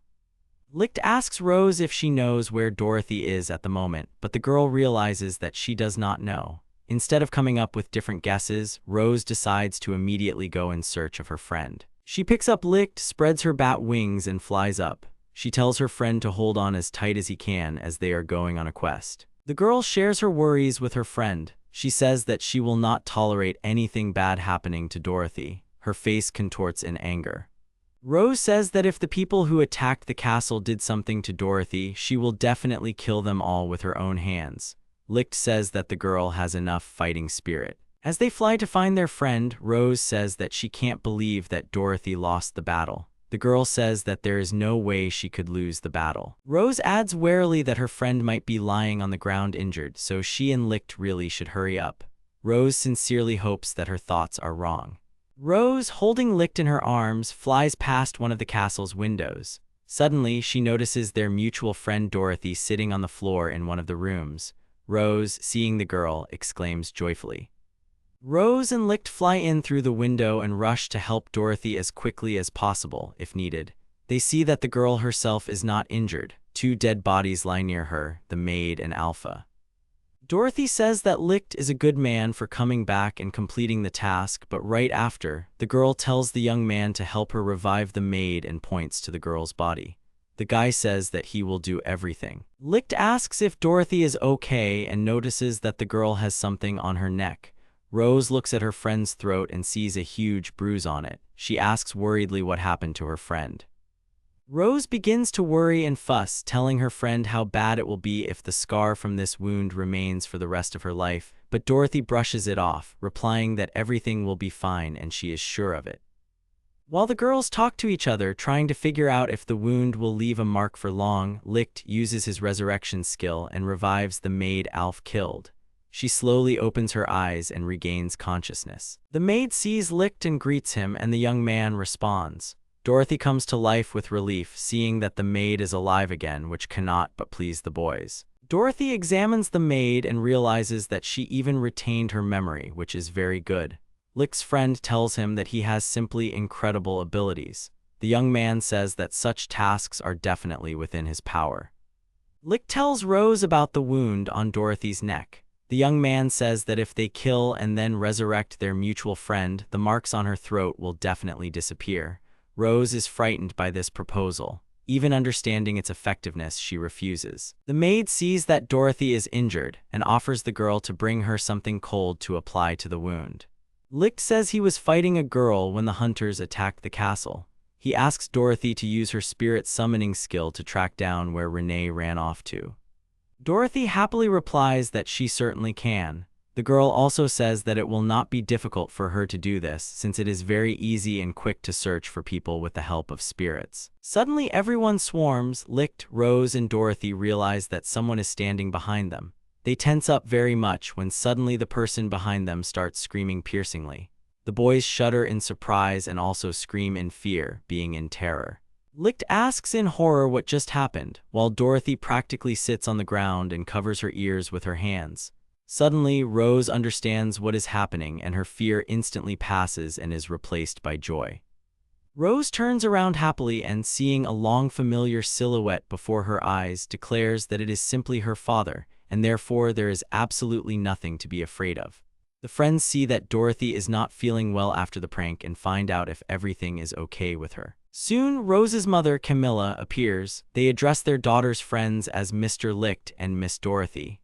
Alias and Camilla sincerely thank them for their help, not sparing pleasant and warm words.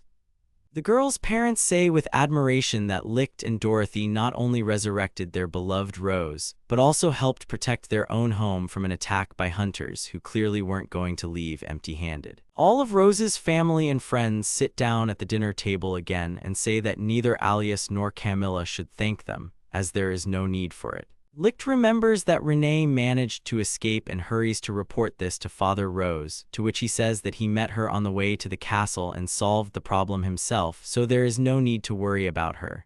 Licht is surprised that it was him. Licht says, disappointed and dejected, that he was the only one who did not help, which upsets the young man greatly.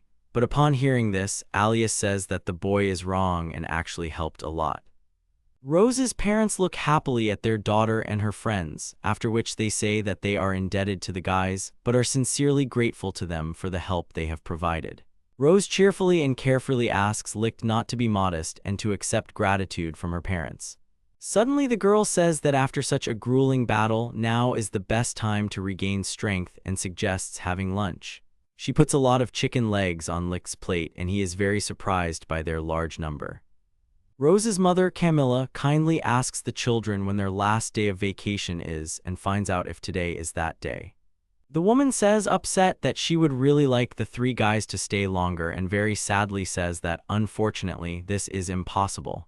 Rose confirms that this is indeed the case. Rose says hopefully that even if she is leaving, it does not mean that the girl will never see her mother again. She promises that she will definitely visit her on her next vacation.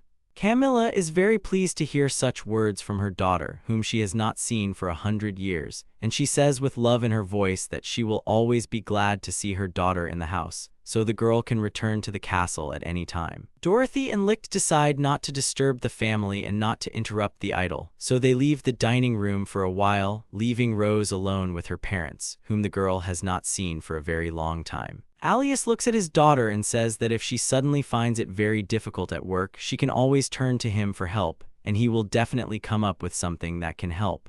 Rose replies that she is very grateful to her father for this. A smile lights up Rose's face, and she happily says that working in dystopia with the others is a real pleasure.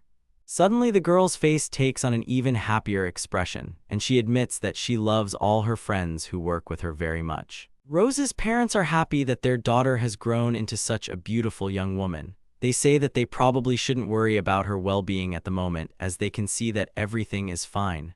Rose smiles happily as she looks at her parents. Suddenly, Alias interrupts the family idol with an unexpected question. He decides to ask Rose if she thinks that she and Licht would make a very good couple. Rose, hearing such an embarrassing question, instantly blushes and becomes confused. The girl is even more embarrassed by the fact that Licht is sitting next to her, but she turns her head and sees that her friend is not there, which greatly surprises Rose. Camilla joins her husband's idea and says that Licht is a very good, kind, sympathetic, and noble young man, so she is not against it if her daughter suddenly marries him. Rose blushes even more and asks her mother not to embarrass her. Right after this, Alias tells his daughter that he told Licht a lot of good things about her, so that, in his opinion, it helped improve the relationship between Rose and Licht. The girl asks her father not to do anything unnecessary anymore, as she is worried. Rose is confused. She honestly doesn't know how she's supposed to talk to her friend like nothing happened after such awkward situations. Alias replies that, judging by his observations of Licht, Rose is far from indifferent to the young man, which cannot help but hurt the girl's feelings. She sighs hopefully. The girl is genuinely surprised, but at the same time very happy about what her father just said. The hope in her heart grows with every second. She asks if it is true. Rose jumps into her father's arms and he catches the girl. Alias said that he had never deceived his beloved daughter before, and therefore his words can be trusted. Rose agrees with her dad and thanks him from the bottom of her heart. Alias looks at his daughter and understands that it is time to say goodbye again for an indefinite period, which does not please the man at all. Rose also understands this and becomes very upset. She collects her thoughts and, trying not to cry, says that Licht and Dorothy are waiting for her to go to the service, but also adds that she will definitely come back again to visit her parents. Alias and Camilla are also trying to hold back their tears, but Camilla is not doing a very good job. They ask Rose to take care of herself. The girl promises that she will definitely be fine. Rose says it's time for her to go. She smiles widely and finally says goodbye to her parents.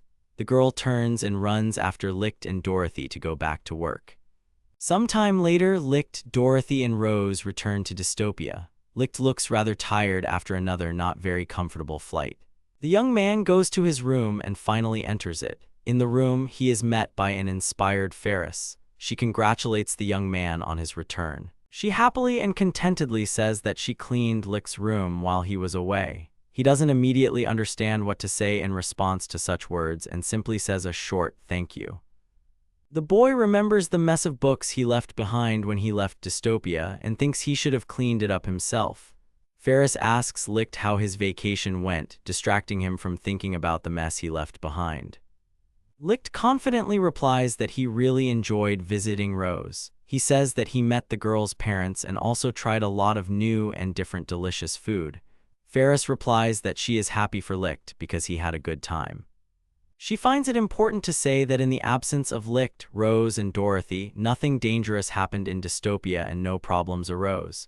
Licht listens to such news dejectedly, remembering what happened in the castle. He does not understand who exactly was on vacation. Ferris suddenly remembers that she has another piece of news for Licht. The girl says with enthusiasm in her voice that the demon lord recently came looking for him to talk to him about something. Ferris immediately suggests that Licht go to Arya together to apologize for everything at once. Licht does not understand what he needs to apologize for, and he asks why Ferris thinks that if Arya called him, it was only because he did something bad. Ferris looks at the boy carefully, who continues to say something to her. Licht decides that he needs to hurry to the demon lord so that she does not really go berserk. Ferris replies that she has already offered the boy to go to Arya together to apologize right away. Licht decides not to start a pointless argument and simply accepts the offer. As Ferris and Licht go to meet the demon lord, the girl remarks that Arya wasn't evil when she was looking for Licht, so he probably has nothing to worry about. He thanks Ferris for the information. Suddenly, Licht realizes that he feels like something is definitely wrong with the girl. He asks why she is so kind and suspiciously nice on this day. The young man asks if something good happened to the girl. Ferris freezes for a second, but then immediately says that nothing special happened to her, and Licht just thinks that something is wrong with her. Suddenly, a familiar voice is heard from behind them.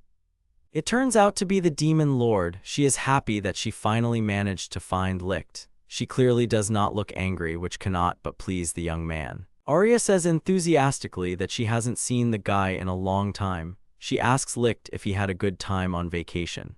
Licht says that his vacation was indeed good and fun, but there is one but. He complains that he hardly feels rested. The demon lord is surprised to hear such words. Arya says that she will definitely listen to his incredible stories about his recent vacation later, but now she has an important matter to discuss with the guy. She says that something will soon happen to Iris and Tis. Two girls enter the room who are elves. Both of them are blonde, but one is clearly older than the other, who is carried on the back of the adult. The older girl apologizes to the demon lord for being late for the meeting. Suddenly, Arya says that it should be postponed for later as the matter is urgent. Ferris stands near the girls and carefully watches them and what is happening around. The demon lord says that Dorothy and Rose should rest a little longer. Licht, with a hint of indignation in his voice, asks why he has to work right after the road. Arya says that it just happened that way and she is powerless in the situation. Suddenly, the demon lord looks at Licht and realizes that something is wrong with the boy. She concludes that something has definitely changed in him during the trip, and certainly not for the better. Arya tells a puzzled Licht that it's not just his appearance that has changed, but something inside that has definitely changed. The demon lord concludes to himself that the aura around Licht has become more visible. Arya realizes that something bad must have happened during the vacation that greatly affected the boy's well-being. The demon lord decides not to waste much time on questioning and to do it later when he has more than enough. Arya says that while Licht, Rose, and Dorothy were on vacation, a lot of work has piled up in Dystopia. The demon lord emphasizes that Rose has especially had a lot of work to do. She offers Licht and the others to help their friend with her work. The demon lord raises his hand with enthusiasm and a lively voice and says that now is the time to get to work as soon as possible. Neither Licht nor Ferris nor the elf girls will share Arya's joy. Licht gets to work and, opening another book, suddenly plunges into his memories. The young man realizes that several months have passed since the day Licht resurrected the demon lord's army. A lot has happened in his life since then. The young man understands that if we compare his life in the human world before his exile with his current life, then Licht can say with complete confidence that he is happy in his, one might say, new life. Licht also remembers the people who betrayed him when he was still living in the human world. The young man understands that the wound from betrayal is slowly but surely healing. Licht concludes that even his perception of his own life has changed. He realizes that even his skill, Resurrection of the Dead, which the boy thought was useless, turned out to be very important. Licht admits to himself that dystopia is beautiful. The young man adds that dystopia would be a perfect place if you forget about the number of tasks assigned to him. While the young man is lost in his thoughts, someone comes up to him from behind and addresses the boy by name. It turns out that Ferris approaches the young man. She asks if it is time for the boy to go on the mission that the demon lord has entrusted to him. Licht sullenly rises from the table and pushes the chair he was sitting on back with a heavy sigh. Ferris asks her friend what happened to him and if everything is okay. She doesn't understand why the guy looks so depressed. Suddenly, Arya herself comes up to the guy and also asks him what is bothering him, hoping that he will really tell her. But Licht says she thinks he is, and he is actually fine. He asks what he needs to do to complete the task. He hopes to get it over with as soon as possible. The demon lord decides not to bother Licht with questions and therefore gets straight to the point. It turns out that someone in Lada is hunting for Burn's head. Arya boldly tells the young man about it. The demon lord says that he will not look for synonyms for the words and will say it directly. Burn asked her for help and protection. Licht and Ferris listen attentively to the task and remain silent. Licht decides to ask first why Burn didn't delegate the task of protecting her to her own henchmen. He finds it illogical. The demon lord replies that it is a reasonable decision since Burn does not trust her henchmen. It turns out that Burn believes that a large assassin guild is hunting her. Arya says that, knowing the chaos that is happening in the human world, she feels sorry for poor Burn as the girl has almost no security of her own. Ferris cautiously asks Arya if it wouldn't be more logical and efficient to send Licht to Burn when she is killed so that the boy can resurrect her. The demon lord confidently replies that she does not. She adds that if a kingdom in chaos loses its queen, it will surely be doomed. If Licht resurrects Burn, the people will immediately understand who their queen really is. In fact, Burn is a kitsune, a human, and a fox at the same time. Licht understands that such a serious mission is not only to protect Burn herself, but also the girl's status. The Overlord still says that if Burn is killed, Licht will have to resurrect her. It turns out that Arya can only entrust such a task to one member of the team Licht. The young man confidently answers that he will take on the task. Arya happily says that she never doubted him and is very happy with such a decision from the guy. Licht looks at Ferris with peace when suddenly Arya says that she forgot to notify the guy about another important news regarding the task. Licht will be in Burn Castle under the guise of the girl's friend. The demon lord asks the boy not to draw any unnecessary attention to himself, to which Licht replies that he will be very careful and cautious, so she has no need to worry. Arya replies that she has obtained something important for such an occasion. Suddenly she turns around and the clothes on her body turn into a black uniform consisting of a skirt, jacket, and beret with a crest. Licht can't take his eyes off the girl because she looks really unusual. Arya asks if the outfit suits her, while Licht is genuinely surprised that the demon lord would go on a mission with him. Suddenly, Licht notices blood on Arya's uniform and wonders where she got it.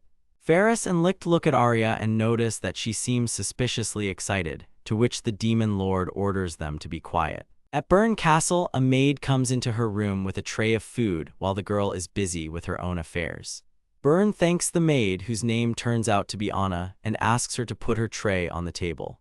The maid sees that something is wrong with her mistress, and so the girl asks when Burn will finally cheer up. The girl also notices that her mistress is under guard, so she has nothing to fear. Burn is not sure about this. Suddenly, Burn warns Anna that the girl's friends will soon arrive at the castle. She warns the maid that although these people are a little strange, they should not be feared. Anna is very surprised. The maid says that since her mistress's guests will soon arrive, they must be greeted with dignity and given a warm welcome. To this, Burn says that her friends have a far from simple character, so it is not worth approaching them once again. Anna says that she understood everything. Burn understands to himself that the guests will have a difficult character, since there is definitely a demon lord among them. Burn understands that Anna will probably do something that the demon lord will not like, for which Arya will destroy her, and this cannot be allowed. Suddenly, a man behind the screen that is the entrance to her chambers addresses Burn. He says that some people have arrived at the castle. He adds that the two new arrivals identified themselves as Burn's friends and wanted to meet her. He asks what to do with them. Immediately after, the man adds that the guests are a boy and a girl. Burn doesn't know what she should do until the man behind the screen calls out the names of the guests, Mr. Licht and Mrs. Arya. Burn practically jumps up on his chair and hurries to greet the guests. The girl orders that the new arrivals be immediately admitted to the castle, to her chambers. Burn also calls them his friends and asks to give them a worthy reception. The man behind the screen says that everything will be done and quickly leaves. Burn tells Anna that her mistress's friends have finally arrived. She asks not to forget that it is not worth bothering these people and dismisses the maid. Burn praises his maid Anna, calling her a good girl. She asks the girl not to let her down, and if they succeed, the girl will thank Anna later. The maid said she would try. Anna slammed the door and Burn was left alone. Arya and Licht came in. Burn saw the demon lord and thanked her for the honor. Arya says that they just ran into a rude maid. The girl says that when she met them, she kept looking at the floor. Burn asks them to ignore her. Arya asks how Burn is doing with the assassins. They don't have time to hang around here for long. Licht notes that the main slacker said that. Arya pinches Licht and asks him to be quiet. Arya asks how Burn knew that the assassin was hiding somewhere, since it is a failure for an assassin if the victim knows about his existence. Burn confidently said that she learned about it from fortune-telling. Arya asks if the girl would really think that she would believe it. She says that if Burn invited them for fun, then they should say goodbye. Burn asks to believe in it because she saw it with her own eyes. The girl speaks about her future in which she will be killed. Licht thinks that as a kitsune, Burn can sense the danger that threatens her. The young man turns to Arya and says that he thinks Burn is telling the truth. It's unlikely that the girl was so emotional for the sake of a joke, so it might be better to believe them. Arya sighs and says that since Licht thinks so, they will do their best. Burn thanks the demon lord and Licht Sama. Arya asks the girl if she knows when they are supposed to kill Burn. The girl replies that she thinks it will happen in the next 3 days, but she doesn't know who the killer will be or how many there will be. Arya asks if it is possible to know the exact time. Burn gives a negative answer. Arya puts on a serious face and says that Burn doesn't care about her being killed, but rather that someone will see her. Burn replies that of course. Arya says that Burn should just lock herself in this room and not let anyone in. Burn says that the country is in chaos, so she can't completely isolate herself from the outside world. Arya says that the girl could give orders without leaving here. If she doesn't meet anyone in person, there won't be any problems. Also, there's probably at least one of her subjects that Burn trusts. Ben replies that there is only one person among the subjects. She thinks that she should not meet Anna in person, so this thought makes her sad. Burn thinks that if Anna relays her orders, they will be able to communicate with her. Arya says that the issue is resolved. Plus, no one will ever know Burn's true identity. Arya also says that if she dies, Licht will be there to resurrect her immediately. She asks the boy if he has any objections to this plan. The boy asks Arya to wait. Arya laughs and says that Licht shouldn't be near Burn even in the bathroom, but they will definitely spend a lot of time together. Burn says she doesn't mind. Arya smiles and says she doesn't seem to care. Burn says that's right. Licht bows and says they will do everything they can. Arya flops down on the bed and says that she's going to take a nap for now and that she needs to be woken up when the enemies arrive. Licht says that everything is fine and Burn asks if that's wise. Licht says he will do everything in his power, and so began the top-secret mission to protect the queen of the country of Lada. After a while, Burn tells how things are now. She says that for the next 3 days, Anna should not enter her room. She also orders that the others be informed about this. Anna, standing behind the door, says that it will be done. Then the girl asks if everything is all right with her mistress. Burn says that Anna does not have to worry. If something happens, then Anna should report everything to her through the door. She also says that she only allows Anna to approach the room. The girl says that she will try. Burn says that he is counting on the girl. After a while, she returns to Arya and Licht and apologizes for the wait. Arya asks if Burn trusts this chatty girl too much. She can see how Anna will get them into a lot of trouble. Burn says that although Anna may seem frivolous, she knows how to keep her mouth shut. Burn says that she can only trust her. Arya says that in that case, everything is fine. Licht says Burn has done a good job as queen. She thought Burn wouldn't agree to 3 days of isolation. He asks if Burn really only trusts Anna. Arya says there's no guarantee the others won't blab, and it'll be easier for them if no one tries to find out about them. Burn says everyone's busy right now with the adventurers' unrest. She says that people are stupid creatures after all. Arya says that it's all exactly like that, and Licht sighs slightly. Licht says that the preparations are complete, then asks what they will do next. Burn says that they should keep themselves busy. She says they could play cards, but that would probably get boring quickly. Arya yawns and says she's going to take a nap and they can decide what to do.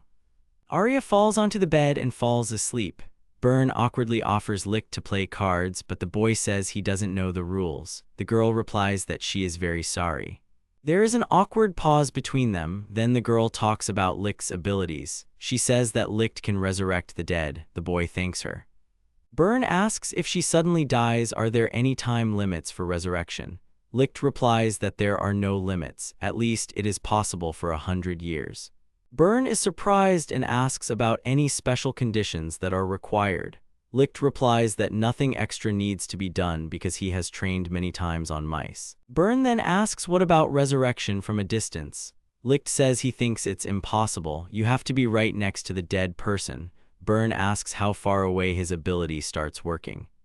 The young man says that he has never checked this, so he does not know for sure. The next moment, Burn began to bombard Licht with questions, while Arya, meanwhile, was dozing peacefully on the bed. After a while, Burn apologizes and says that it is already late. Licht says that it is okay, because he also had fun talking to the girl. Burn thinks Licht asks what's wrong. Burn says that she usually takes a bath at this time. She asks what they will do. Licht asks the girl to wait and says that he will wake up Arya.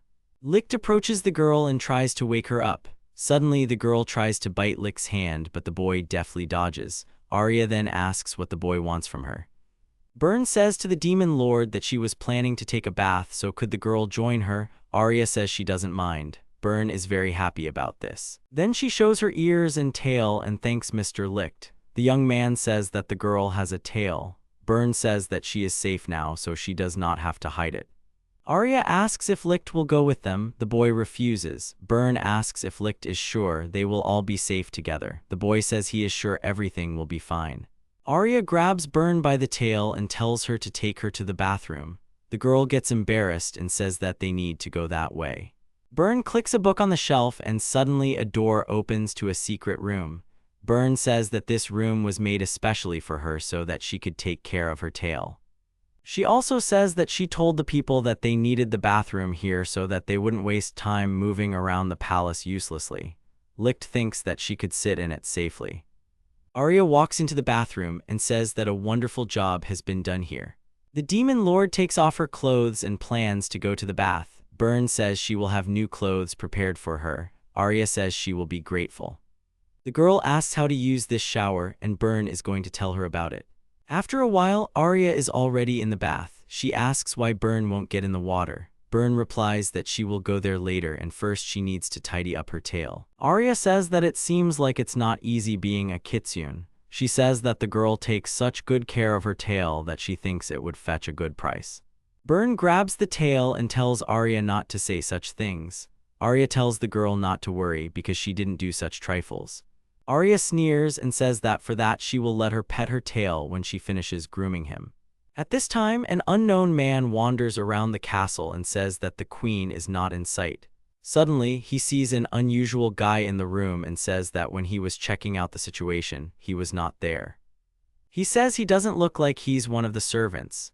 The man thinks it's best to keep a low profile for now, even though he knows he could kill him with a poisoned blade. He won't hear or feel anything. He won't even have time to figure out who killed him. The man understands that the deadline for the order is the day after tomorrow, and there are no guarantees that he will be able to sneak in unnoticed again. He realizes he must act now. He leans out the window and uses the pipe. He then releases a spike with poison that hits Licht right in the neck. The young man falls unconscious and dies. The man understands that he has hit the bullseye, but the main problems are still ahead. Then Licht wakes up and thinks he fell asleep. The man does not understand why Licht is alive and maybe he missed, although he definitely hit the young man with a poisoned dart. It is possible that the poison did not work. Meanwhile, Licht says that this is very strange and that he probably did not get enough rest during his vacation. Licht walks around the room and inquires about Rose's well-being. Meanwhile, the man, afraid of being noticed, jumps off the floor and runs away. Meanwhile, Arya comes out of the bath and says that the bathroom was very nice. She asks if anything suspicious happened during all this time. Licht gives a negative answer but is very doubtful about his answer. Arya asks what his uncertainty means. He says he seemed to lose consciousness for a moment, but he didn't sense any enemies, so it's unclear what it was. Licht says he thinks he's just tired. Arya says his body is rested, but his soul is not. She tells Licht to say so right away. However, Arya says that it is not good that the young man suddenly fell. She says that the young man suddenly caught some disease. Although she notes that it is not like any disease she knows, she asks if the boy dies, will the disease go away or not. The boy says that most likely it will. Arya becomes mad and says that she will cure him perfectly. Burn apologizes for the wait and asks what Arya and Licht are doing. Arya says she wanted to fix Licht and he doesn't refuse. Licht says that he could agree to that. Burn says she doesn't know what's going on between them, but she doesn't think it's anything serious. Arya sits on the bed and suddenly shudders. She says the window is open. Licht gets scared and says it is indeed open. Arya's space control is a very powerful ability, but it has some limitations. It allows you to take control of space, warp it, cause all objects to slow down, and gives you a huge advantage in combat. However, if the window is open like this and someone decides to attack them, the space control does not work. The young man says that it seems that this old window is serious. If it is not closed carefully, it will not close completely. Burn says it's possible people have been using the lock for many years. Arya flops down on the bed and says she's going to sleep. Burn asks if she's going to sleep again. Burn says it's time for them to sleep too. This bed is spacious. The three of them can sleep. Licht says they'll sleep on that sofa. Burn says Licht shouldn't go there to sleep or his whole body will go numb. Arya grabs Burn by her soft tail and falls asleep. Licht turns off the light and goes to bed. The next morning, Licht opens his eyes to see Burn in front of him, wishing him good morning. The girl turns to Mr. Licht and asks him why he left her alone yesterday. Licht replies that he had not planned anything like that, but he himself thinks that something seems to have happened. Burn asks if Licht needs to make coffee. The young man agrees and says that he will go and wake up Arya for now. Licht walks over to the bed where Arya is snoring sweetly. He pulls the blanket off her and tells her good morning. Arya curls up and starts tossing and turning in bed. She opens her eyes and starts rubbing them. Everyone wishes her good morning. The girl jumps out of bed. The girl gets dressed and asks if Licht is okay. She says that yesterday he suddenly fell. The young man replies that everything is okay now. Arya is already dressed. Licht says that yesterday it was enough to just sleep a little, and what happened yesterday was a simple coincidence. The girl comes to the window and then calls him to the window. Arya asks him if he thinks there is a suspicious guy here. Licht asks which person Arya is talking about since he can't see him. Arya talks about the man standing in the shadows. Licht apologizes and says that his eyesight is not as good as the demon lord's. Arya says that it is hard being a human. Arya opens the window. The man suddenly flinches. Arya realizes that the man reacted to the open window. Arya asks the boy to take care of Burn. Arya says he is going to run away and they don't have much time. Licht says he understands. Arya jumps out of the window and says that she never doubted it. Licht thinks Arya should take action. The girl chases after the man and sees that he seems to be alone. She wonders where the man is heading. The man deftly jumps from one height to another, trying to escape. Arya, meanwhile, says that it will be an easy victory. They see a man running into the church. Arya enters and sees many parishioners of the temple. The girl apologizes for the intrusion. A woman approaches her and apologizes, saying that only believers can enter here. She says that they will gladly accept her if she is one of them. Arya says she has some business here. A man just ran in. The woman asks what the girl is talking about now because no one came in here. Arya tells the woman not to try to deceive her and to answer before she destroys their entire church. Arya starts to get angry and asks where the man went. Suddenly the woman gets angry and calls for help. Suddenly, Arya is surrounded by people from the church and they tell her that they feel like the young lady has been keeping her distance. Arya says she doesn't think so and she's glad they came to an agreement quickly. The woman calls Arya impudent and grabs her by the flower vase. She pours out the water and swings the vase, trying to hit Arya, but suddenly everything around is covered in blood. The woman doesn't understand what's happening. Arya smiles and says that the woman will be next. She asks if the woman wants to answer her question now. The bodies of her comrades were around the woman. Arya smiles and starts to approach the woman. The woman asks to wait. Arya is absolutely serious. The woman says that the one the girl is looking for is here, in the dungeon, and she just needs to go through that closet.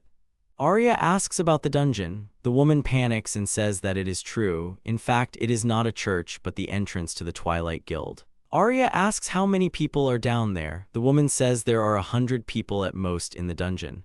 Arya says she understands everything and then asks the woman to disappear. Arya opens the door and sees a staircase and at the end, a room from which light was visible. One man asked if another man was saying that the queen had hired a monster to guard her. The other man was a recent murderer. He said that was exactly it. He says he was 100 meters away, but the monster sensed him and then it jumped out of the window and chased him. The other man says that sounds very unconvincing. The man says that the man is just trying to make excuses for not fulfilling the order. The man with glasses says that if we assume that he is telling the truth, then what should they do? Surely the queen will not publicly announce her new security detail. They think the press would pay well for such a sensation. However, before they spread the news, they need proof. They say that Rise can do it because they're going to go there again anyway. He asks them not to talk like it's a piece of cake. The man says that this monster probably remembered her face and will now be on guard. Also, the queen's room has been cast with protective magic that neutralizes the effects of poisons. He refuses to work like that. The man asks if Rise is chickening out. He asks who will do the job for her then. The other man stands up and says he can, but only for double the price. The man with glasses tuts and thanks Rise for causing the problem with his cowardice. The man laughs and says that maybe his career will take off. The man with glasses says that if he gets caught, he shouldn't say a word about them. He tells the man not to worry because he will kill the queen. Suddenly the man soars into the sky and behind him a woman's voice is heard, saying that this is not the same man. Suddenly Arya appears behind him. Rise recognizes her as the monster. Arya says that this is the same man who ran away as soon as he saw her. She says that this man bragged that he would kill the queen, so she was wrong. Rise asks how she found them. Arya says she was just following his trail. Rise asks about the guards, but Arya says they told her all about their Twilight Guild. She says that it is time to punish the queen's enemies, but they apparently already realized it themselves. The man attacks Arya, but the girl uses her ability to control space. Suddenly, everyone around them froze. The girl says that for humans, they can move pretty well, but it still won't help. Rise screams for no one to miss the girl, but in an instant, everything around is covered in blood. Rise is left alone with Arya. The girl says that only Rise is left. His friends turned out to be completely useless. Rise couldn't believe that all this was happening for real. Arya says that Rise didn't even have time to scream. She says she will ask them one last time why they are hunting Burn, the queen. Rise says they never reveal their employers. Arya says that it appears that one of the nobles was unhappy with the queen's actions and hired them. Arya says that it appears she is right. She grabs the man by the neck and says that both people and magical creatures are the same. After a while, Burn bowed and thanked her saviors. She said that she had already sent a garrison to clean everything up. She was also surprised that Arya had destroyed the entire Twilight Guild, which had cost a lot of money to fight. Burn asks how she can thank Arya, but the girl says she doesn't need anything. Arya turns around and tells Licht that they are leaving. Burn asks them to wait. The girl thinks that Arya has done her too much of a favor. Now, even if she tells her to hang a bomb on her neck and rush into the attack, she will not be able to refuse. She needs to at least repay the debt a little. She says that there is very interesting information for them in this country. She thinks that Mr. Licht will be very interested in it. Licht is surprised by this. Burn says that long ago there lived a woman here whom everyone called the Righteous One. When she died, she was buried by order of God himself, but no one knows where exactly she is buried. The most important thing is that she managed to find a book that indicated the burial place of the righteous woman. Arya is surprised by this. Burn says that becoming a queen gave her access to places where ordinary people are not allowed. This book was under strict guard, so she thinks it makes sense to study it. Licht says that if the location is known, it will be possible to resurrect her. Arya says that it is interesting and she also lacks workers, and it is curious to take a look at this righteous one. If there is trouble with her, you can always kill her again. She asks where this place is. Burn leafs through the book and says that it seems to be in the forest. She gives the book to Arya and says that details can be found on the map drawn there. Licht says that if it's in the woods, it's best to get there before dark. Arya says she doesn't mind. Licht thinks that it might not be possible to subdue her using resurrection. They'll have to come up with some kind of cover story for her, and it'll be less suspicious if they do it during the day instead of at night. Arya says she will go with Licht to the burial site, and then he will have to act on his own. Licht realizes that Dorothy could be useful now. Burn calls him and says that if he has to kill the righteous one, then he should make sure that no one ever finds her body, otherwise there will be a big stir. Licht agrees. So they set off to meet their new friend.